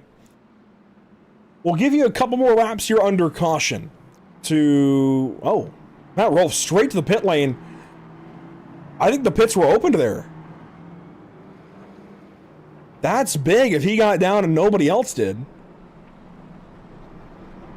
Romeo followed. That is really, really big. That's heads up big time from Matt Rolfe and everybody at the back of the field. That's going to absolutely kill the front of the field, and that actually might save Zach Myrtle. Look at that. He's in the pit lane. The leaders aren't. Yeah, I'd be questioning what all that's about there if I was this front half a dozen or so cars. That I don't think the pits were open in time for him. I think it just got triggered late. So we'll see if they can beat these cars around. I don't think they'll be able to, as they'll be able to have full speed getting out of the pits. We might see a shakeup here for the lead. Rolfe out first, ahead of Pittman, Romeo, Murtis, Fleming, and more. It's almost like a halfway invert. Honestly, that'd be kind of cool. Hey, I'm here for it. Anything to mix it up a little bit. I don't think RJ Williams in that camp would appreciate it too much, but as they work out pit stops and scoring and everything, let's go back. That moment between Parrish and Murtis, that's replay worthy for sure. Let's go back just a little bit further. This is about a lap extra before it happens, so this will give us some lead in here. This is the lap prior. I mean, the racing, short track racing, whatever, like it's pretty clean here. I don't know if Parrish was just getting desperate, if he was frustrated or what, but here's the move. Down the backstretch here. Josh just goes attic to basement. Murtis tries to cover it up, and we'll have to see it from the tower. A shot from the tower should show us that there was contact. It's hard to say from that angle.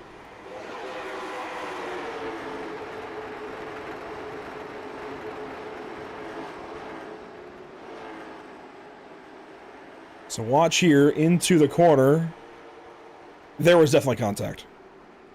Just a little bit. I mean, Parrish was there, but was he there enough to really merit staying inside? I don't think so. But hey, that's racing, and I'm sure Murtis will be checking over his shoulder a little more next time he's around the 55, just to make sure he's really clear. At the same time, Josh might be looking over his shoulder to make sure Zach isn't going to repay the favor. He might be a commentator. He might be a commentator with us usually, but that doesn't mean he's not going to repay when he's a little frustrated. As it looks like scoring is being reverted to account for the fact. Now, I hadn't been given word if it was going to be like a controlled kind of caution where you don't lose your position in the pit lane, but it seems like that's what they're ultimately going for, which I think in hindsight with the pit lane opening with half the field almost past it, I think that's not a bad way to do it. I love it, honestly. Gives it a short track racing feel. No live stop. You remember the days of the Snowball Derby where everyone would bring a Cup Series crew in just to get the extra 2 seconds on pit road. I like it. I think there is something to say for live stops in short track racing for events like the Snowball. Maybe even All-American 400, maybe even Anderson, Redbud 400 for those maybe, but I do definitely appreciate the controlled stop move in short track racing where everybody just has a chance to come in, do the work, and there's certainly something to be said for safety. You don't really, at this level of racing, you do not need to be putting guys out there that, are just generic kind of crew guys. Maybe they're might be great at setting up a race car, but they're just kind of generic crew guys. You don't need them trying to fumble around with jacks and wrenches and impact guns and fuel jugs and everything else. It's just not really worth it. Even on the roadside, I've done a lot of days with the Champ Car Endurance Series, Lucky Dog Racing League, and that's in the same vein as like Lemons pretty much, but Champ Car and Lucky Dog are a little more organized. But at that level, even, you cannot go over the wall and have anybody in the stop, or anybody in the box rather, anytime there's any fueling happening to the car. So it's the same kind of thing. It's a matter of safety to do that in the real world. And I like mirroring that here in sim racing. I think it's a cool thing that Sarah does really well, and clearly they're doing here as well in Only Short Tracks. And you know, to Only Short Tracks credit, they're working very closely with Sarah lately. They ran as a part of the Oxford 250 earlier this year. They're doing a really good job, I think, of doing this iRacing short track thing the right way. They're trying to take the right approach, trying to do all the right things. This event has been fantastic so far, and they didn't even go over the top, I don't think. I think they were kind of measured in their approach. They didn't want to go too crazy right out the gates. They want to build up to it, and I appreciate that. Absolutely. This is honestly a very good, solid league, and I'm excited to see them grow. Everybody involved here is a genuine guy. We're about to go back green. RJ Williams going to lead us back around to the second half of this 2025 Only Short Tracks Myrtle Beach 300. Here we go. Restart zone, green flag for RJ Williams and company. Down to turn one. Here we go. Oh no! Oh no! Oh my goodness. Oh, what a disaster of a restart. For everybody. That takes some really, really good cars out of contention. RJ has not moved an inch. I don't know if that's frustration leaking through. I don't know if there's actually something wrong. It seemed, at just the first glance, the live look at it that we saw, it seemed a bit like a misshift. It certainly did. Because I'd imagine this is a restart in first, maybe second. Probably second, actually. So there's third. Fourth, yeah. Wow. Oh, vicious hits for both the 3, the 55, the 88. All right, let's listen in. Let's go inside the 21 car here. Yep. This shift. Got hung up between gears.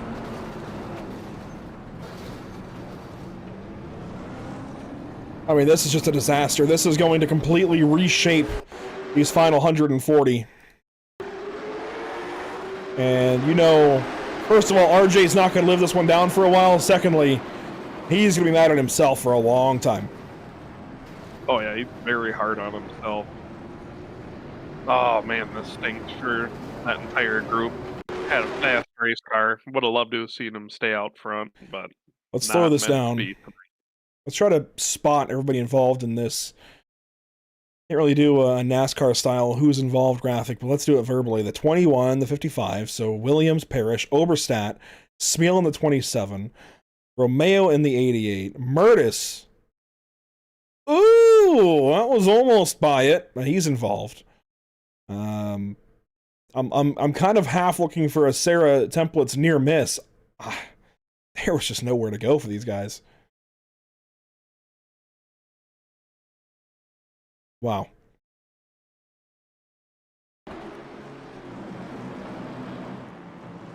Well, the field is reformed, and let's see who's left. Henson leads. Rolf is second. Estes third. This is huge for Estes. I think he got through it. Yeah, I think he got through it. Briley right there on the inside as well. Zachary Wilt seems to have gotten through it. Zach Murtis, we saw him get a big piece, and I honestly think everybody from here back was involved pretty heavily as well.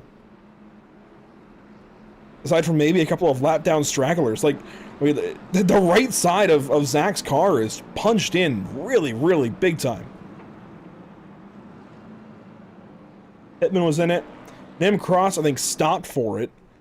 He was far enough back that he could do so. Anthony Romeo got a big piece of it.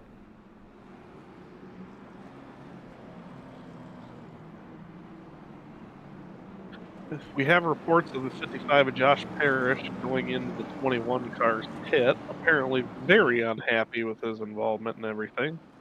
But we're looking to go back green here, and hopefully the virtual police will break that one up for us, so we don't have to see any fisticuffs. Yeah, you know, I get it. I get it. We've all been there, though. Anybody who says that he's never missed a shift is lying. So, there we go. Back green. 130-ish to go. Kind of a you go, no you go thing, but we are back green here at Myrtle Beach. Long line of single file on the bottom, but Peyton Hinton will be the one that pulls it away. Rolf and Wright side by side for second. This is a whole new race. Briley Wright. Where did he come from? To the lead.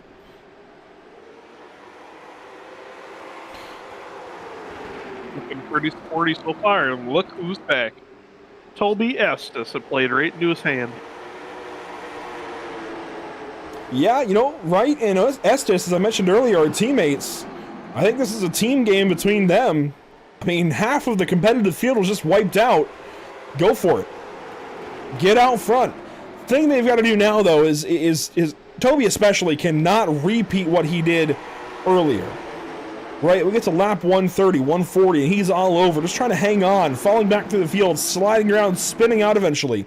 He cannot repeat that. So they can get this track position, but they have got to be careful to not overdo it.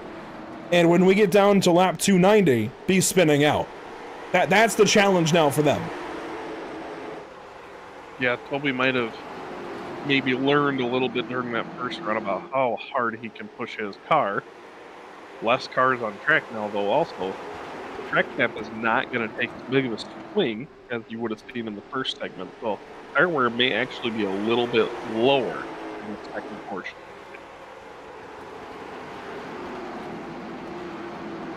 Battle here between Oberstadt and Rolf. Oberstadt is not on the lead lap, but he is going to get a mention here for a valid reason. He is going to win today's Anderson Automotive Group Best in Show contest. We nominated him. You voted for him. Steven Oberstadt with a really, really good-looking number 3 car. I mean, this is... You know, I talked earlier about kind of short track, in-your-face looks to it. This, he does that in all of the right ways. This is a really cool paint scheme. Privateer Race Products, Caudal Chassis, and many more great groups on the body panels of this number 3. The metal flake in that blue, wait for it. Oh my gosh, that is so good. So good. Beautiful car. It looks a little bit worse for the wear right now after getting caught up in that big stack up on that. Yeah, the best in show. The best in show is definitely not about the quality of the body panels when it comes back to the trailer later tonight. But yeah, it looked really good. It still does. I can pop rivets and some bubblegum. It'll be all right. Be ready for the next one. That's for sure. Here we go, Matt Rolfe, David Smil Jr. This is for position. Smil Jr. trying to go forward. You know, I truly think we have to just consider who's got a clean car left. Because while, yes, we're seeing some passes being made here, I think that's going to matter. I mean, it's hard to say because we do see the odd race where, I mean, I recall very early in our stint with the Sarah Super Series, Parker Traves won at New Smyrna with no front bumper. I mean, that was a very special situation, but it happened, and we could see something similar tonight where one of these guys wins this race with some damage. But I think a general rule of thumb is you're going to look for the clean car probably to win this thing when it's all said and done. Matt Rolfe has got a good one, and we saw him really come alive late in that first half of this race.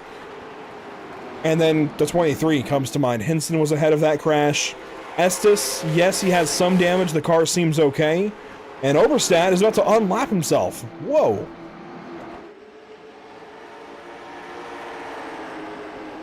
Well, that's cool. Yeah, I like seeing that happen. A little bit of natural prowess. And look at that. The caution is going to save him. Not even sure who the caution is for. I think it might have been a quick spin and grab a gear and go. Maybe for Fleming. I'm not really sure. The caution's out, clearly, but I don't see anybody off pace.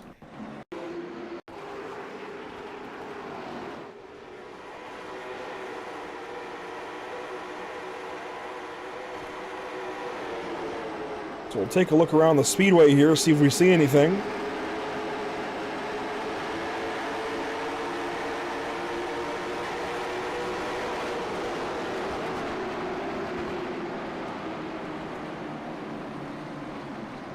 Not seeing a reason for the caution, honestly.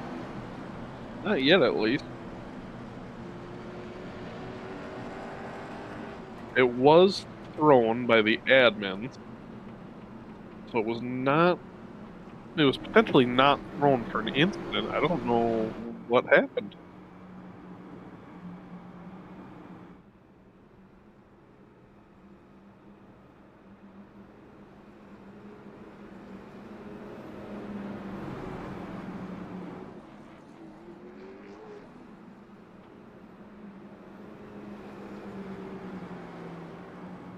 I'll be checking with race control to see if we can get any further details on that, but yeah, this one seems a little odd.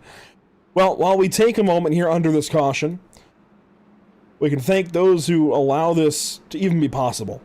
Anderson Automotive Group, Cottle Chassis, Sarah Templates, RJW21 Management have all come together to support this event, this series, this group, really. I mean, they aren't, from what I can tell, they have run leagues. Right now, they're kind of in between of, you know, what they've done, what they want to do next. And I think this might kind of cue them in onto what they want to do next and where they go from here as a group, OnlyShortTracks, and kind of where it all takes them. But Anderson Automotive Group, Cottle Chassis, Sarah Templates, and RJ Williams Management all kind of make those possible and help these guys out. So as we get ready to go back green, keep these groups in mind. And by the way, we've received clarification. It was admin error on that caution, but boy, does that help Steven Oberstadt to have gotten the lap back and now be squarely back with the field despite some damage. Here we go, green flag on the way. And the Myrtle Beach 300 is back underway.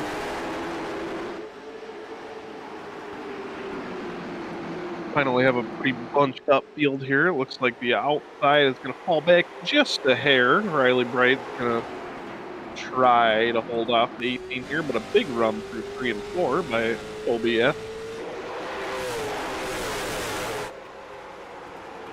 Estes working on the outside of his teammate. These two trying to control the race. Riley Wright in the 51, Toby Estes in the 18. Out ahead of Peyton Hinson and others.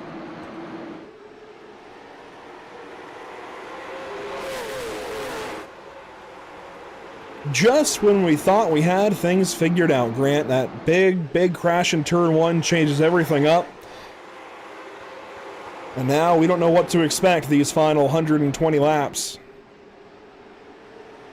I know all of our talking points are kind of thrown out the window from what we thought going into the second half of the race. We lost probably 4 or 5 contenders over the course of the last 50 laps of Stage 1 and into Stage 2.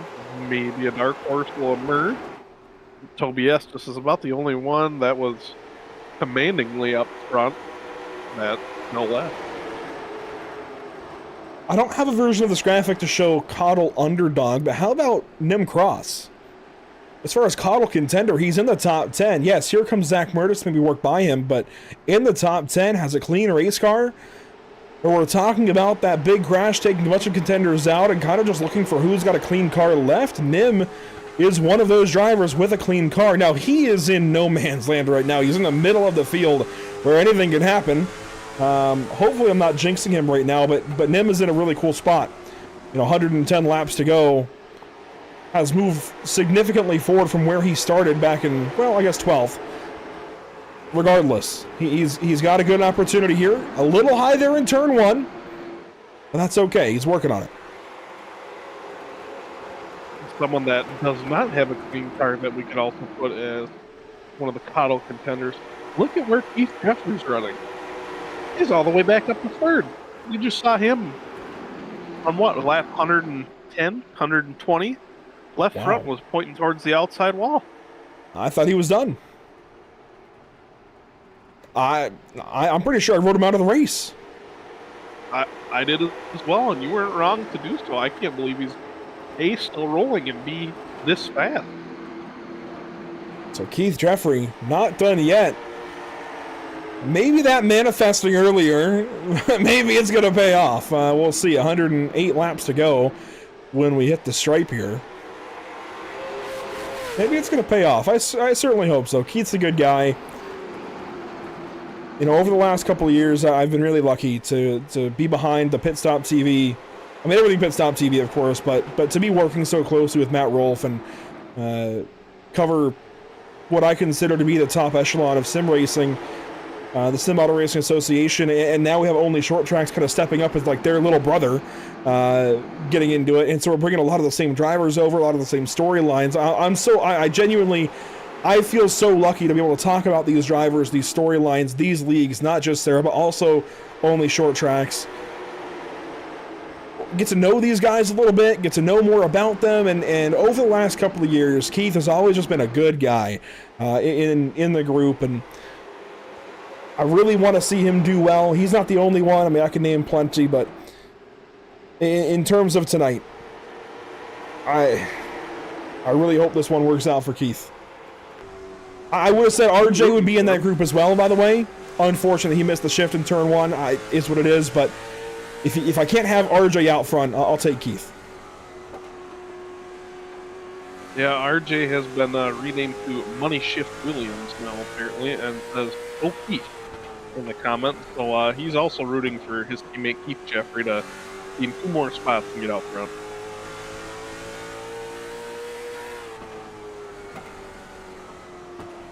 Money Shift Williams. I was going to say. I mean, yeah, just for all the wrong reasons. But hopefully RJ can laugh it off. I think at the end of the day, it is what it is. It's sim racing. I know, I'm sure Josh and others are not happy. I'm not sure how serious the infactual comment about Josh heading to the virtual pit stall was, but I can understand frustration. At the end of the day, again, if someone tells you they've never missed a shift, they are lying. Everybody's done it. Everybody has their time every once in a while where you go for a gear, it's not there, whether in real life or sim racing.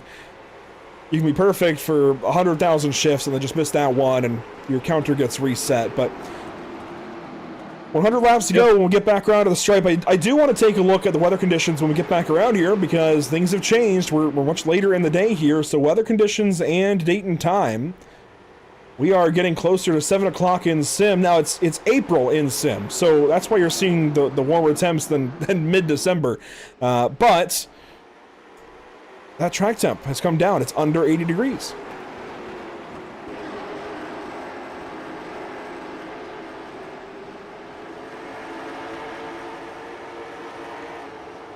Man, those 2 teammates out front of her, Wright and Estes, they're still making sure to take commanding control of this race. Between the two of them, they've had to have led probably 70% of this race thus far. Teammates and Jeffrey Denson in third and fourth. I wonder if they'll be able to shake that up at all. Kind of stringing out towards the middle of the pack. You do have a line of about 6 or 7 cars back there that are all fighting for position. Then a little bit of a break on your top 5 perspective.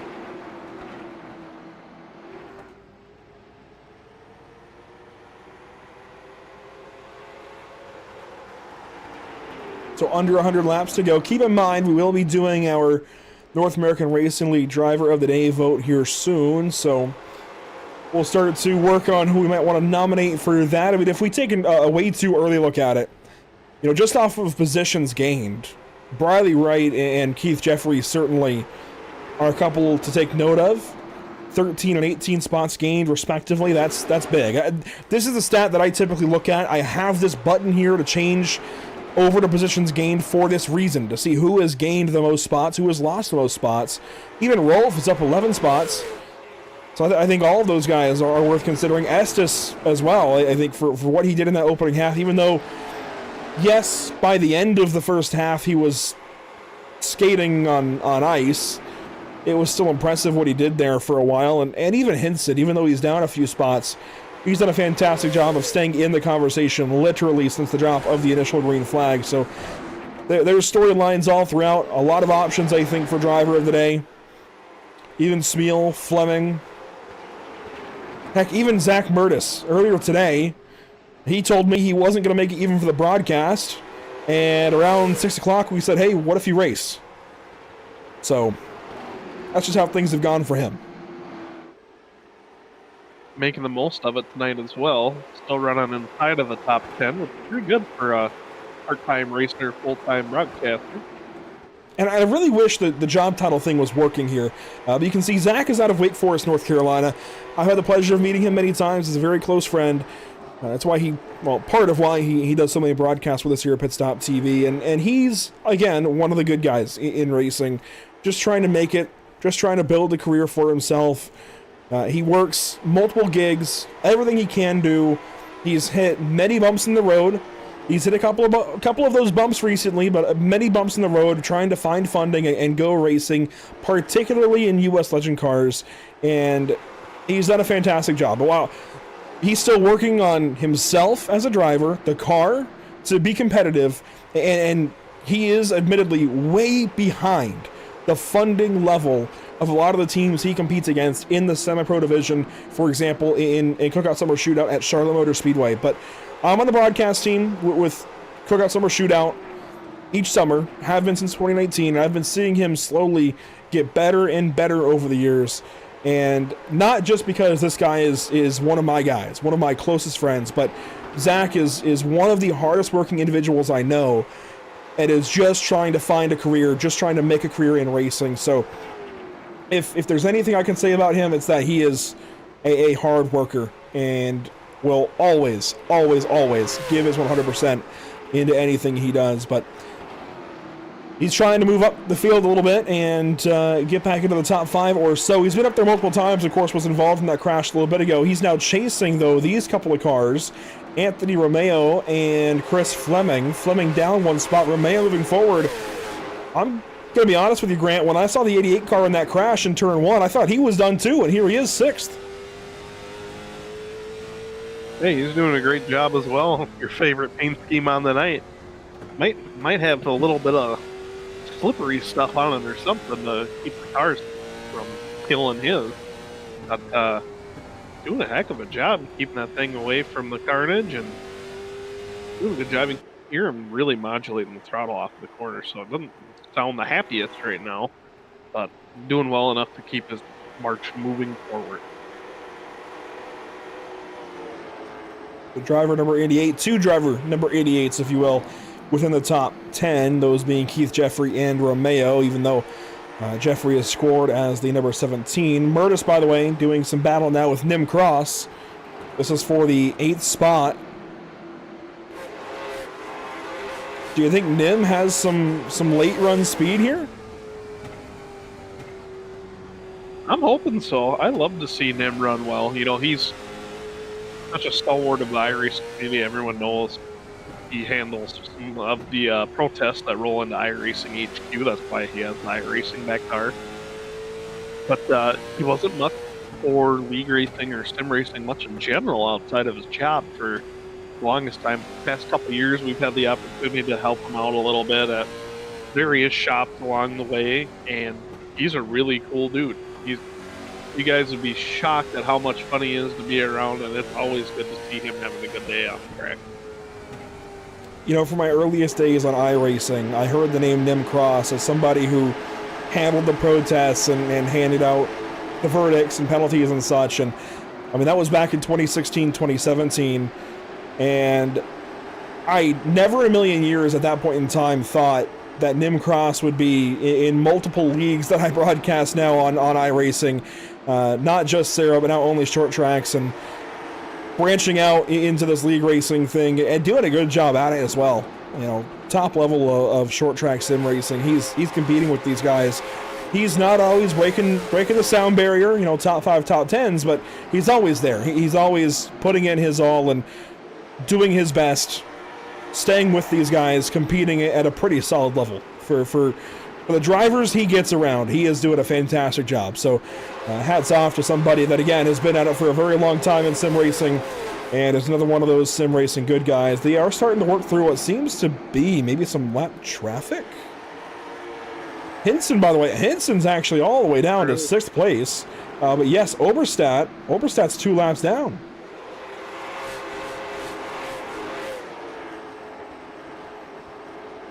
I'm unsure as to why. He last pitted 40 laps ago. That seems to check out for the last caution when he got the lucky dog.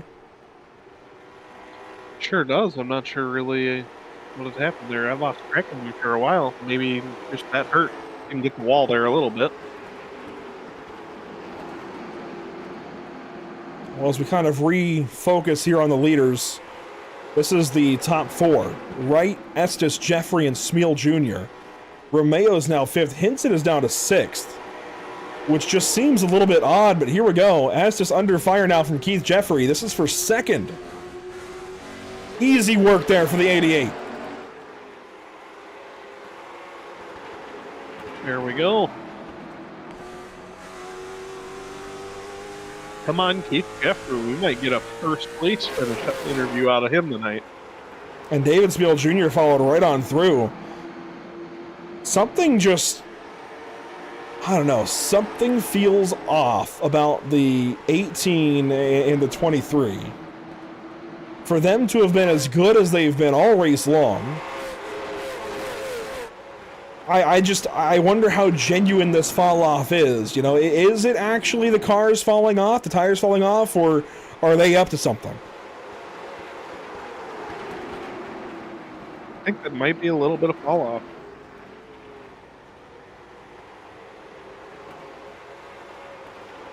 I am very, very skeptical. By the way, that white, black, and blue car with the orange number on his roof right behind these guys, that is Steven Oberstadt. He is 2 laps down, so no worries about him in this battle. He might try to go by them, but I think for right now, just kind of hanging out behind these guys, as this is 2nd, 3rd, 4th, and 5th with Romeo catching up. Hinson has fallen all the way back to Fleming in that Christmas Acura, with Zach Murtis, Nim Cross, Ryan Pittman, and Sean McNeil all behind. But that's the sentence you didn't think you'd be saying tonight. Christmas Acura. Yeah, you know, it wasn't something I expected to say. It's a good looking ride, though. I'll give him that, and he's done a good job of keeping it clean. He's Yeah. one of the few cars, I believe, that managed to stay mostly out of that big wreck. You know, I go back to the Sarah Fall Brawl a couple of weeks ago, and Tracy Petter ran a completely like metallic red and even more metallic gold snowflake paint scheme that just reminded me of wrapping paper. And this has the same feel to it. He's got Christmas lights down on the side skirts, but the actual green with white snowflakes just looks like wrapping paper in the best of ways. It looks really cool. I'm a sucker for anything Christmas. When I saw that Christmas tree cake paint scheme the other night, I about had a fat kid meltdown. But yeah, I'm a sucker for anything Christmas, and that definitely feels like it fits the vibes. As we have a battle here for 3rd place: David Smeal Jr., Toby Estes, and Anthony Romeo. Romeo to the inside here of Estes. This is 3rd, 4th, and 5th. Keith Jeffrey continues to close up his gap little by little for the leader. Was about 8.5 tenths, now down to about 7.5 tenths down the straightaway.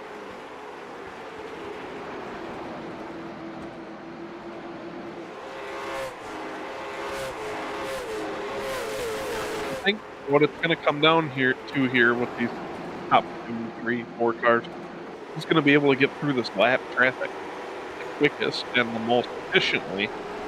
As we continue to close in, you can see another couple of cars in front of our leader, Briley Wright. I'm not sure who's going to be better here, but I think we're going to be able to find out really quick as soon as they get to it. I think that's fair. I think it's definitely going to become a battle of managing traffic if it continues green. I mean, you can see they're closing in on Zachary Wilt in the 04. That's who this white and blue car is. And then ahead of him even, you have... I can't even tell who that is, actually. Is that... Who is next up? That is going to be... Oh, Jack Mulkey. He is 6 laps down. I would imagine Another he one. moves over pretty easily. Wilt might put him a slight fight. But I would imagine that Mulkey gets out of the way of these guys and lets them race. You see that 13 car of Camille just up the road as well. You remember he was giving the 18 car a lot of headache when he was in the lead and putting the 13 a lap down. That's right.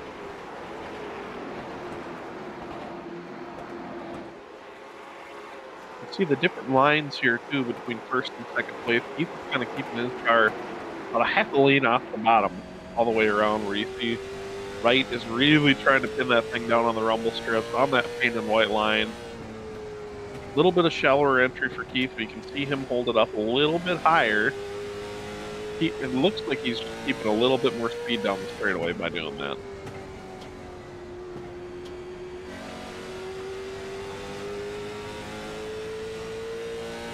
You got the delta now between these two, bottom right of your screen, as they approach lap traffic. Wilt, Mulkey, and more. There's battles behind. Hinson's starting to come back through. He's just gone by Romeo for 5th. Pit stop there for the 39 car. No tires to take, but he might be calling it a day. That is Colin McDonough, some 26 laps behind the leaders. There you go. There's Hinson. Hinson has just passed the 88th for 5th place. He is starting to come back through the field, and I wondered, when we saw the 18 and 23 both fall off, if that was genuine or if they were trying to save some stuff. I think they were saving, as our leaders start to look at lap traffic and wonder how they're going to get by and battle at the same time. On board with Keith Jeffrey in 2nd place. Things are about to get western here for the lead pair. Looks like Mulkey's going to give him the lane pretty easily as he catches the wall, though. They're going to both sneak on by him without incident. And then we got that Wilt up ahead of him on the 04 car out of 2. Yeah, Wilt and then Smeal. The other Smeal, I should say, ahead of these guys still. So you see the 227 cars now side by side. Contact maybe between them, but Smeal Jr. looks okay. He keeps going. I think Mulkey's okay. Granted, he's 6 laps down. And that brings Estes along with, so your top 4 stayed together. Although, really, I should say they're coming back together. There was a decent gap between 2nd and 3rd for a while. I'd say it's almost gone. So as we head into more lap traffic, your top 4 are closer than they have been in the last 20 or so laps. We still have over 50 to go. This is going to be interesting, especially if this continues on green. I think we're about to have a very formative, very important next 20 laps or so.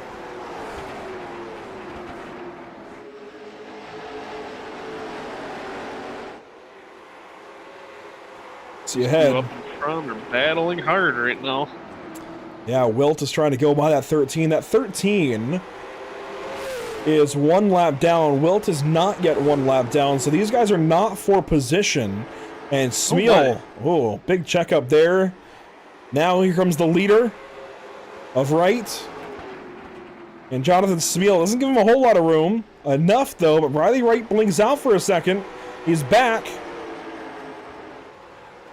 Oh, boy. Boy, oh boy, is this making me nervous to watch. Wright's getting held up underneath that 13. Jeffrey now catches up.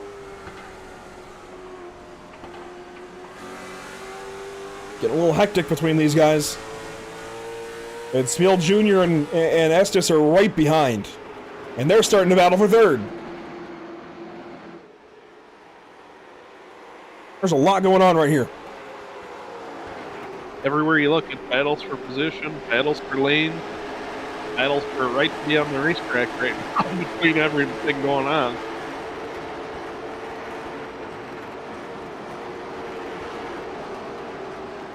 This battle still between the 51 and 13. I mean, this is to put the 13 a 2nd lap down, and Wright needs to get going big time. He's got Jeffrey right up underneath him.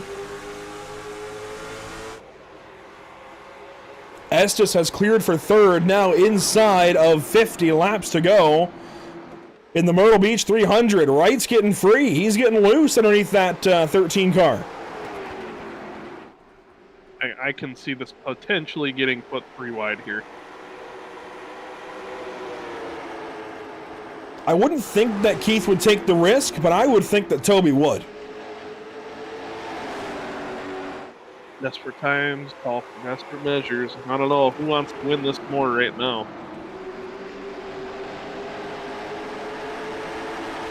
That's the thing, though. There's still so much racing. Over 40 laps.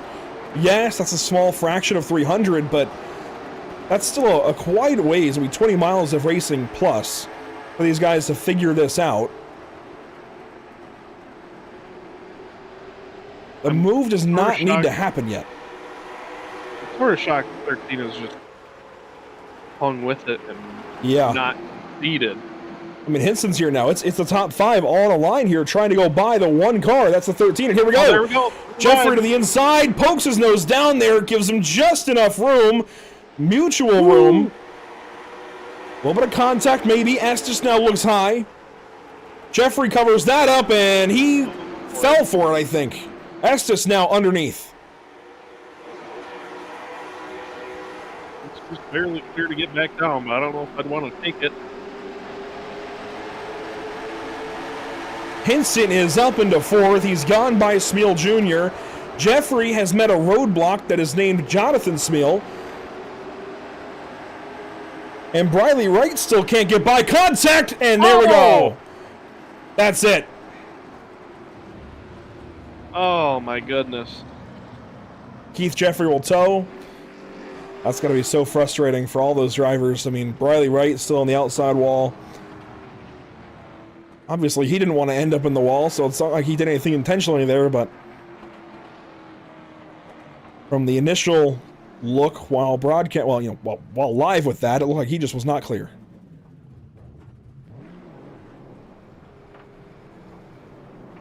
Heads up, leaders are coming. Oh my. That was nearly his teammate that T-boned him. I believe his teammate also inherited the lead off of that. Sure did. That would be Toby Estes. So let's watch this back. Of course, we saw it all getting worse and worse, and leading up to this, Keith came off the wall a little bit. Yeah, it looked like they kind of met in the middle there. Keith came off just a hair. 51 maybe drifted up a couple of inches here.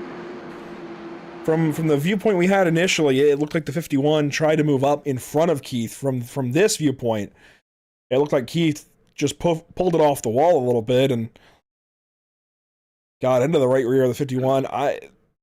Slowing it down, Briley might have come up slightly, but nothing out of the ordinary for getting ready for the entry of the corner. Nothing egregious on either end, just fighting for the same space, with the lap car kind of in the way of the leaders. They're all fighting. You can see them all packed up behind them. Yeah, they came together, that's for sure. See, from that angle, Briley definitely came up a little bit, and I think Keith met him further along the way. I think he came down a little more, but let's be honest, I think the 13 probably didn't need to still be fighting the leaders with about 40 to go. No. Already a lap down, I think he would have been okay just letting him go.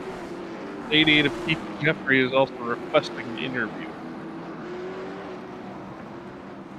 Well, we will go back green and then have a chat with him.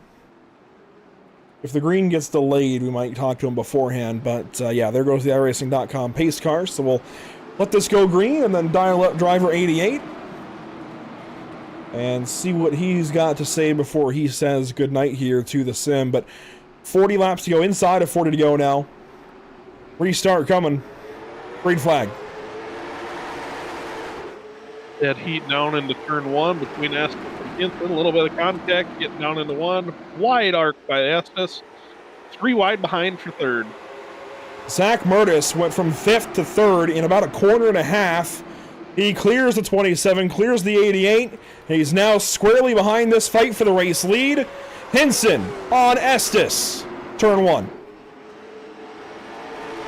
Hinson trying to wrap that bottom as best as he can. Estes out into the fence, just a hair. You can see fit a whole other car between them on entry to turn 3. Big difference in the lines taken.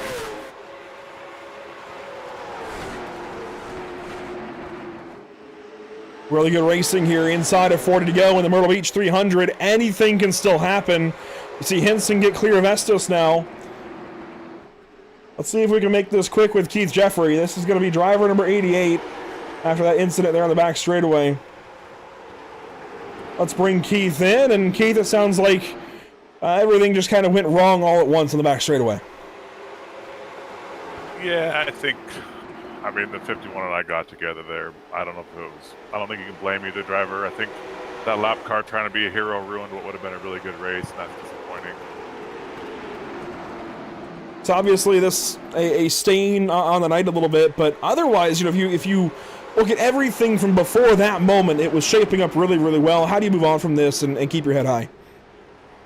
You know, I mean, all things considered, you know, I got 6 minutes of damage, I think, when we wrecked there, and there was a big checkup, and the guy behind me couldn't stop. It's not his fault. Again, you know, just little mistakes that'll happen. But we kind of fixed it a little bit. It wasn't as good as the first half, but I think we were going to win the race. You know, after that big wreck, took some guys out that they kind of spread things out enough that even with the damage, I think my car was good enough, and I knew where to put it. I think I was going to win the race. I know that sounds conceited. I'm not trying to say that, and I'm sure there was some guys saving behind me. I know I was really worried about Rolf coming late.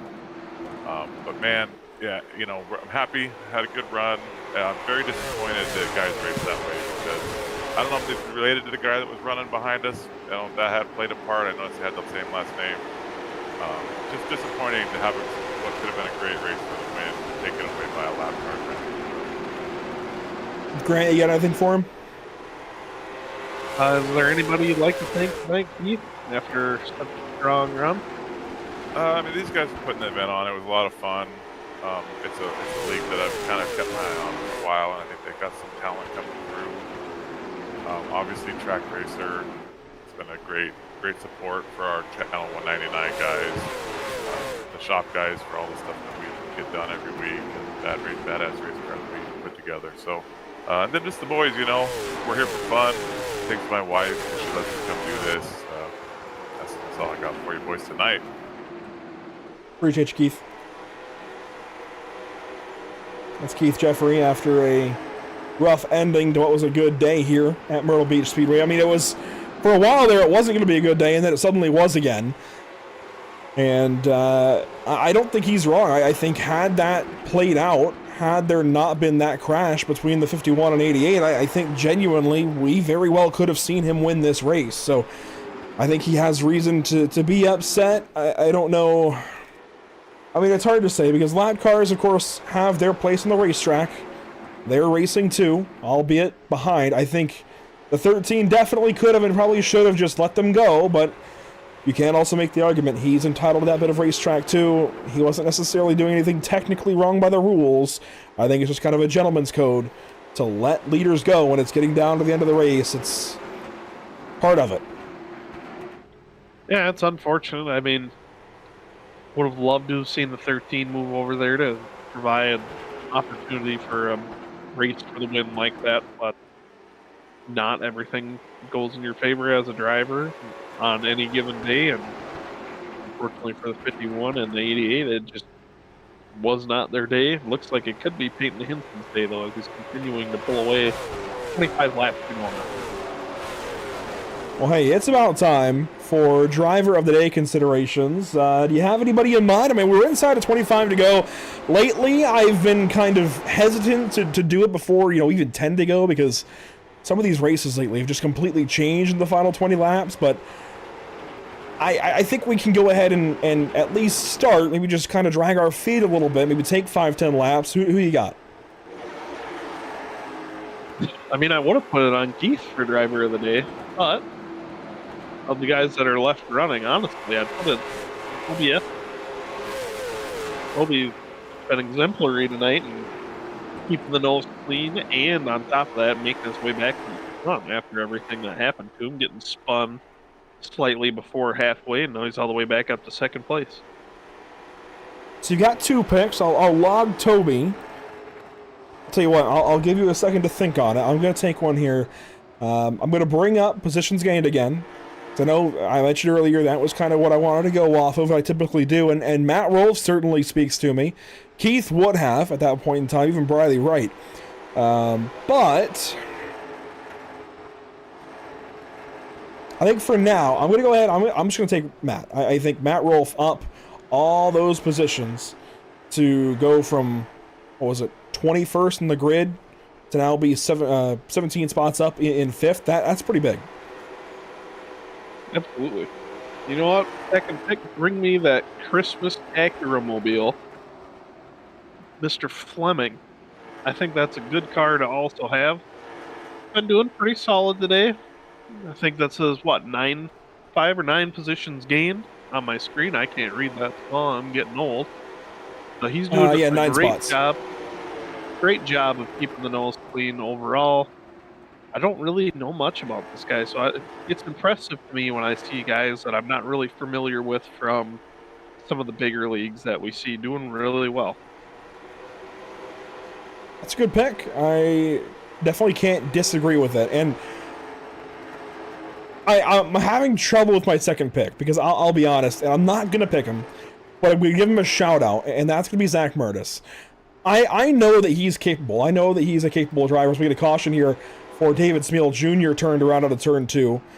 I'll finish my piece on Zach, and then we'll take a look at the replay, and then I'll nominate my other driver. But for Zach Myrtle to jump in here with very little notice, did not wake up thinking he'd be talking, well, even talking about, let alone driving, a late model stock at Myrtle Beach here on the sim today. But he's got the iRacing to speak for, or the iRating rather to speak for. Like, he's a good driver, I know that, but to jump in like this with these drivers and be competitive and be in the top 3 here inside of 20 to go. I mean, things are about to ramp up very quickly. I want to give him a nod. I want to give him some appreciation. I'm not going to take my boy. I'm not going to, go that close to home. I'm going to branch out a little bit here, but I wanted to give him at least a quick shout out here as we take a look back at what happened to David Smeal Jr. racing with Anthony Romeo. He just got the curbs on the inside and spun around. But we have not seen that. You know what? The fact that we haven't seen that in 280 laps prior is a testament to the field. I mean, that's easy to do.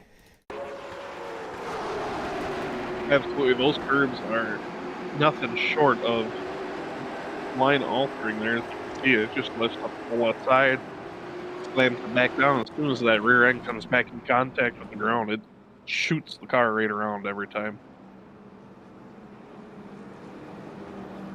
I'm going to go ahead and make that other pick now for driver of the day, and he's already on the screen.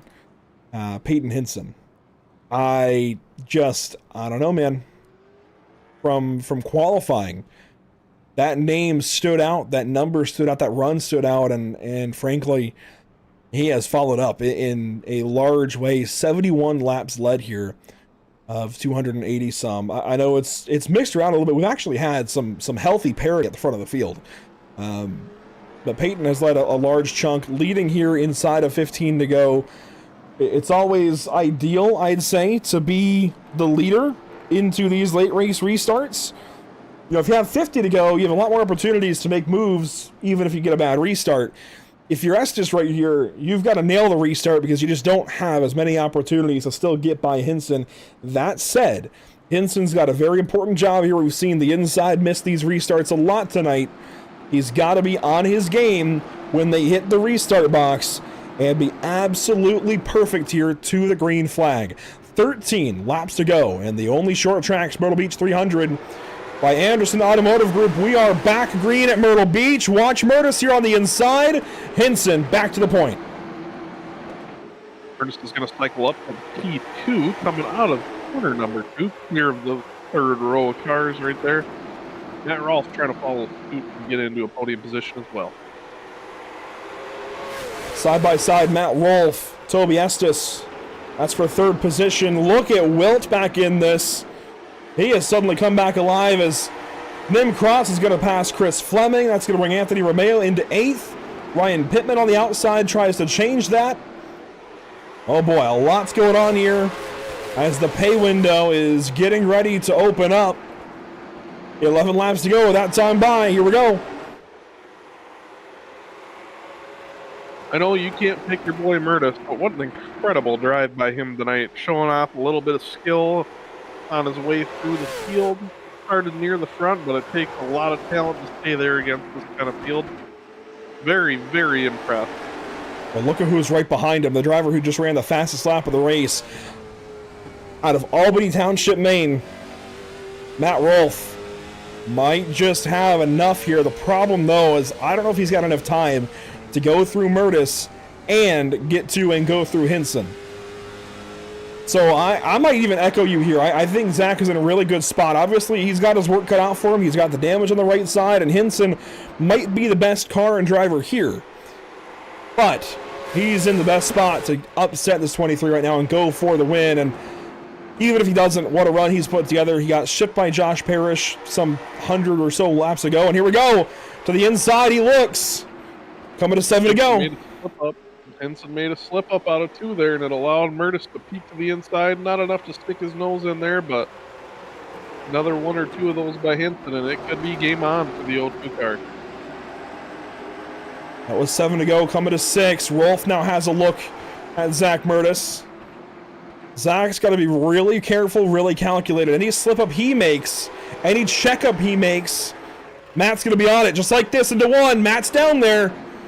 Rolfe to the inside of Myrtis. Is this going to hold them both up? A little bit. Myrtis got 3 out of 2 there, trying to drive it to the absolute limit. Rolfe clearing the P2, but it looks like Myrtis is going to try to fight back on the inside. Zach's not done. He does back out now, though. I think Zach just needs to let Matt go. Honestly, I think Zach has a better chance if he lets Matt go and then tries to get to him as they battle. That was 5 laps to go. Here we go for 4 laps to go at Myrtle Beach. Rolfe is closing quick on the leader. Zachary Wilt has just shown back up all of a sudden. There we go to the inside of Zach Myrtis. Caution is out. It's Chris Fleming and Toby Estes. I just saw Estes free at, oh my gosh, what a junk. Yeah, that's looking more like the U-Polar parts out in the middle of nowhere than a racetrack, unfortunately. A lot of cars fighting for spots here, and that's going to set us up with our only green-white checkered attempt. I saw that bit of moment out of 4 for Estes, and I fear that he lost it. He did. I mean, I said it laps ago. The one thing he needed to do was, or needed to not do, was that. He just needed to make sure he had enough tire at the end to not be spitting out when we got to lap 290 or so. And I mean, it is what it is, right? He was racing, mismanaged his tires a bit, but it's unfortunate for everybody involved in this. This is a lot of big hits. He's broadside. Fleming hits him. Wow. Smeal got carried in by Romeo, and then Fleming went up on his door.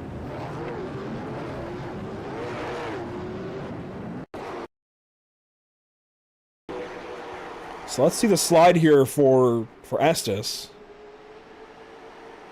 That's out of 4, just got loose. But then for Romeo back here, watch this. He's loose too. He was back in the end, and then they all checked up, and there was nothing he could have done.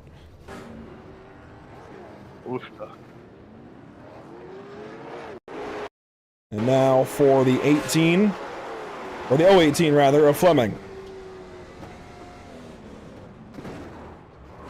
Enter lockdown. Oh my.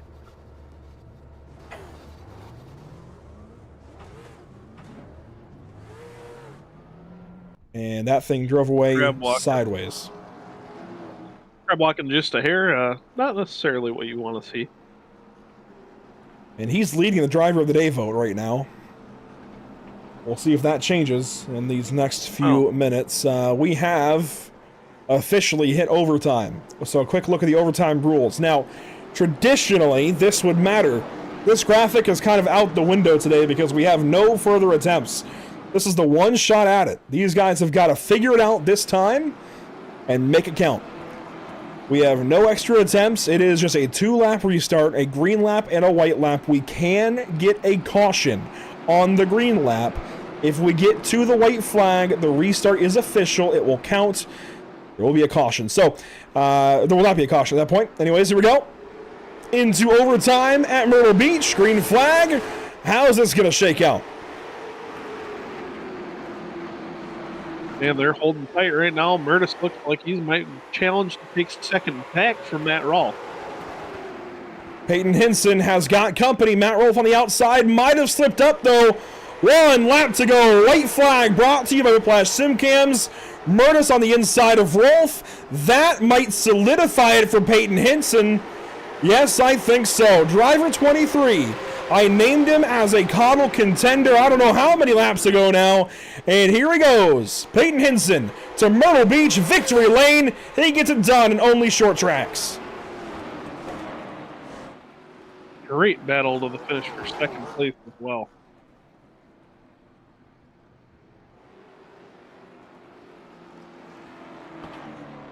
It was a 3-wide slide across the line for second. Nim Cross has taken a top 5. That's incredible.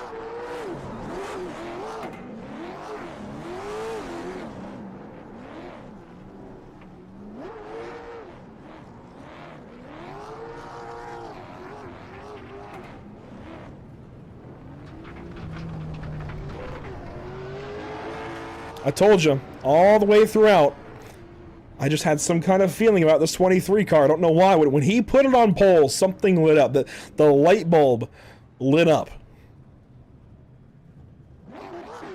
Can't do much better than a pole and a win in one night. But you know what? He started on pole, but he wasn't always up there. I mean, he did not just clearly dominate this thing. It was a race. So let's go back. Let's see this last restart.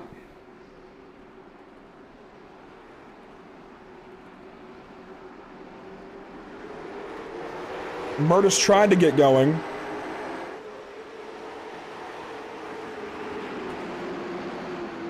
I mean, it's so tough because, you know, obviously Zach wants to go for second here.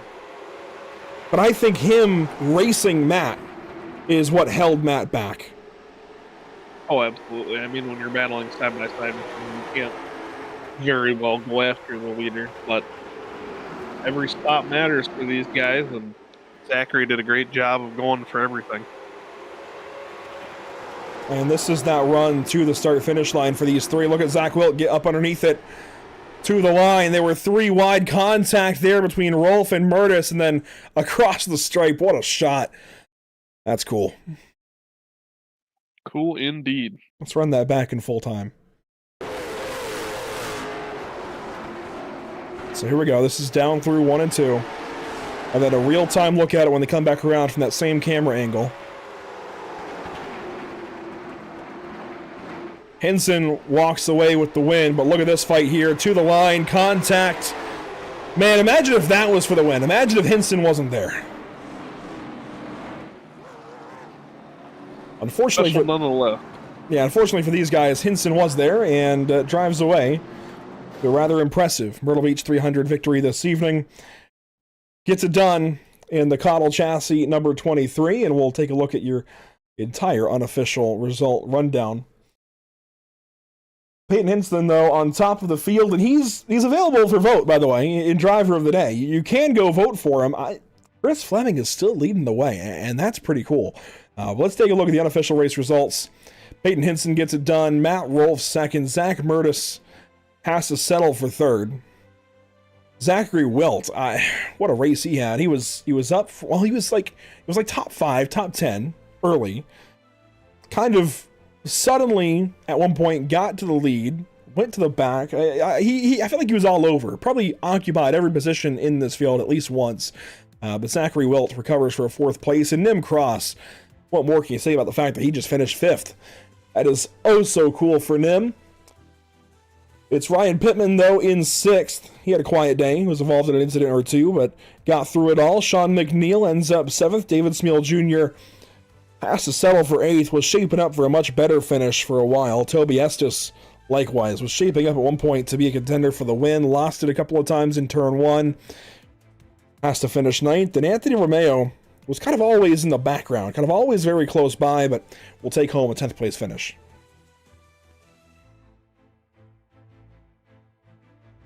11th place is going to be Steven Overstat tonight after a tumultuous few laps, including going a lap down in the middle portion of the race. Jonathan Smeal, you saw him on your screen quite a bit, battling with the leaders, finishes 12th, last car on the lead lap. Chris Fleming, 13th, with Jack Mulkey and Matthew Kent rounding out your top 15. Some guys that had their nights end a little bit early. Colin McDonough in the 39 will finish 16th. Briley Wright and Keith Jeffrey after that crash for the lead, 17th and 18th. Matt Vorndrain in 19th, and RJ Williams after that stack up on the restart in 20th. Just a few cars, in fact, just 2 cars behind that is Josh Parrish and Ross Baxter will end up 21st and 22nd. Justin Mulliken did not race. He was actually playing admin duties this evening, so we appreciate Justin for everything he does. Peyton Hinson wins, though, here at Myrtle Beach Speedway. Takes home big W in a big 303 lapper here at Myrtle Beach Speedway. Peyton, I had your car in contention for Best in Show. I had you nominated for Driver of the Day, and I even put you down as a Coddle contender at the very beginning of this race. Since that qualifying lap, I felt like something was going on for that 23 car.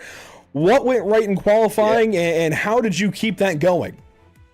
I really just feel like I hit my marks in qualifying, didn't overdrive it, and just really just had to lay down a solid lap. I knew that, and just needed the safety in the race. So you put the car in the right spot in qualifying, you keep it up there, 89 laps led, but it was definitely kind of up and down, at least through the top 5. I guess top 11, as you can see there on the graphic, but walk us through kind of the stages of this race, because even though we only had the halfway break, there were multiple kind of layers to it like a cake. Yeah, I knew in the beginning, I didn't really know where the restart zone was on the initial restart. So I lost the lead there, but I was fine with that. Knew I needed to save for at least the first 100 laps. And then we started pushing, got back up to first after that caution there, and finished the second to RJ at the halfway break. Kind of lucky RJ missed a shift, unfortunately. Hate that for them and Josh and all of them guys.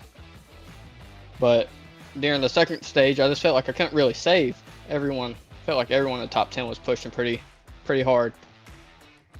So I kind of feel like I burned my stuff up a little too early, but I got lucky there at the end with that caution. And of course, late race restarts at tracks like these, it's so easy, I say as a leader, and relatively easy, I suppose. You have the advantage, at least. But were you concerned there with Zach and Matt breathing down your neck? Were you concerned of that last restart, that overtime? I was especially concerned with Matt. He was pretty fast there at the end, saved his stuff well here in the middle part of the race. Knew he was coming before that caution came out. I think he would have had us if we didn't have that caution, unfortunately. Well, Peyton, good to talk to you. Congratulations. You did a very good job keeping that car up front all night long and eventually putting it in victory lane. Good to talk to you. Congratulations. Thank you, guys. Y'all have a good night. That's Peyton Hinson with the big win over there from Coddle Chassis. Car 23, the one to beat when it was all said and done. And Grant, here comes Matt Rolfe. Well, howdy, Matt. Didn't think we'd be talking to you after a little bit earlier on, but congratulations on the P2 tonight. Yeah, thank you. Fancy seeing you guys here. You guys are all familiar to me. The other series. How'd you feel trying to work your way through that field? Started shotgun on the field tonight. 22nd, I believe, or 21st, last row. What were the steps you took to make sure that you could find yourself up front by the end? Yeah, this is one of those tracks where obviously there's a lot of tire wear. I knew we had to do long green flag runs, or just long runs in general. We could only take tires at the halfway break, so I knew saving tires was important. And we ran this race last year in Sarah, our own version of it. That was 250 laps. And I used the same strategy in that one, where I rode up back for 75 to 100 laps, and then tried taking off at the end, trying to gain some track position before the caution. And then after the halfway break, did the same thing. I dropped back, let those guys go, let them use up their tires, and I was starting to get worried there towards the end, maybe that we weren't going to get a caution, because I was, 10 seconds back or whatever it was, and I was kind of live or die by the strategy at that point, and got a caution and was able to pick some of those guys off. Well, you did a great job of it tonight. Is there anybody you'd like to thank before you go? No, just thank these guys at OST for letting me come race. A couple of those guys race in Sarah too, so we've built a relationship a little bit, and they joined us for our Oxford 250 race. So it was cool for them to come invite me to their big race, and came out and have some fun. And yeah, thanks for those guys. Appreciate it. Awesome. Well, thank you for your time and for coming on out to race with the OST gang, and we'll see you soon in the Sarah series. Then.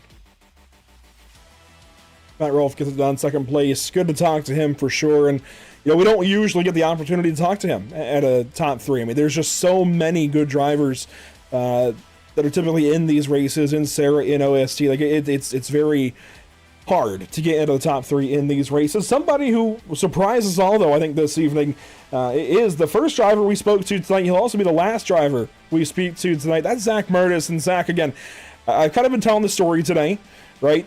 You woke up today. Initially, you were going to broadcast. Then it's, well, you can't broadcast. And then suddenly around like 5 or 6 o'clock, we came up with the idea, well, what if you race? You know, let's see if we can give that a shot. What a job you did. You started up front, or at least 6th place, so towards the front, battled all night long, nearly had to win a couple of times. What was that like? Chaos. Absolute chaos. I'm sure you saw when I decided to mirror drive, and Mr. Josh Parrish said, no thank you, sent me all the way to the moon in turn number 4. This is the broadcaster of me coming out, but that is my nomination for Lucky Performance, Lucky Break of the Day.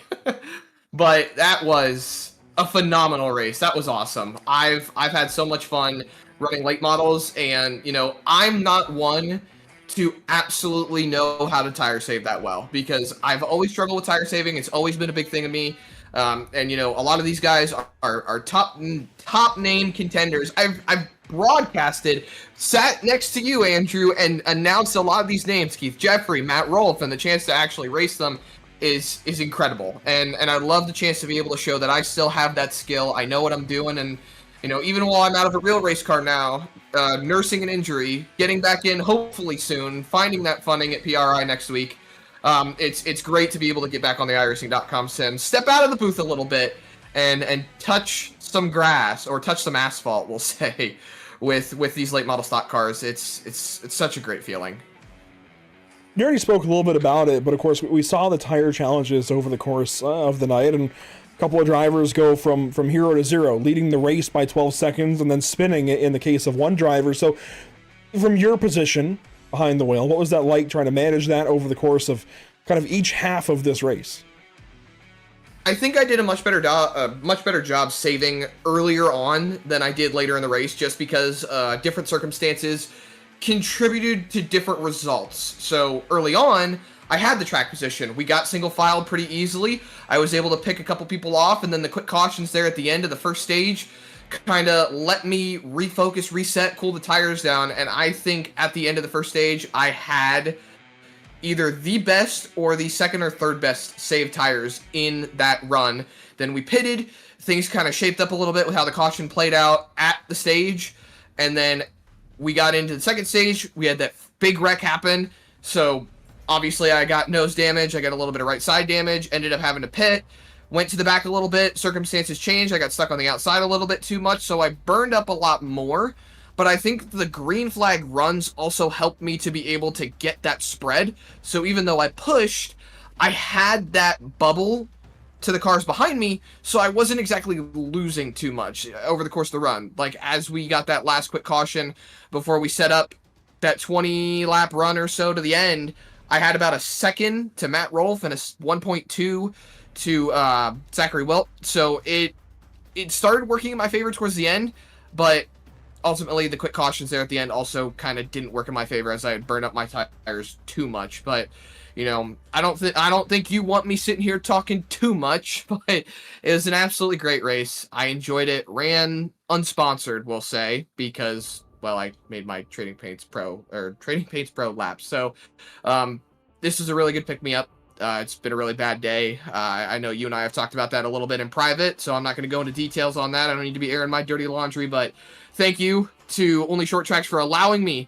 to race in this and just have a great time. Thank you to Whiplash Simcams, Pitstop TV, ATVO, CC's Business, everybody who helps here at Pitstop TV, and everybody who helps with my Real Racing. If you would love to contribute to our 2026 season, you can always shoot me a message at mertesracing102@gmail.com. That's MERTESRACING 102@gmail.com. You can give me a call. You can always hit me up on YouTube, Facebook, Instagram, all over the place. We're always looking for partners. We're always looking for funding, and I am absolutely ready to get next season started. 2026 is coming in a hurry, Zach. Congratulations again on the top 3. And I'll be talking to you Tuesday back in the broadcast booth with the broadcast hat back on. We'll see you then. Yes, sir. I'll see you then. That's Zach Myrtis, 3rd place here tonight in the Only Short Tracks Myrtle Beach 300. And this just felt like a really cool event. From the time we started the broadcast, albeit a little bit hectically on our side, some few things going on, this just felt cool. And you know, everything leading up, working with Matt Vorendran especially, and Stephen Oberstadt, Justin Mulliken, and Jack Mulliken, everybody over Only Short Tracks, this has been a very fun thing to do. A really cool approach, I think, in their regard. Kind of taking some pages from the Sarah playbook a little bit, Grant, I think that's fair to say, but also trying to do their own thing and just take nods from the guys who do it right and do their own thing with it. And I think they're doing a fantastic job tonight. Was evidence of that. Absolutely, I think they did a great job promoting this event. Solid field. Anytime you get over 20 cars for a long race like this is a great time. I think they couldn't have done it any better, and I'm definitely excited to see how this league will grow. We've given you all a little bit of time here to make your votes for driver of the day, and it does seem that it's that time to go ahead and end the vote. So, without further ado, he might not have finished at all in the position where he probably should have. In fact, there is his car crabbing back to the pit lane in that crash right at the end of the race. But Chris Fleming, by vote of everybody watching, not everybody I guess, but of those watching, Chris Fleming is going to be today's North American Racing League and Caudal Chassis Driver of the Day. The Twisted Speed decal there on the deck lid has never felt so true.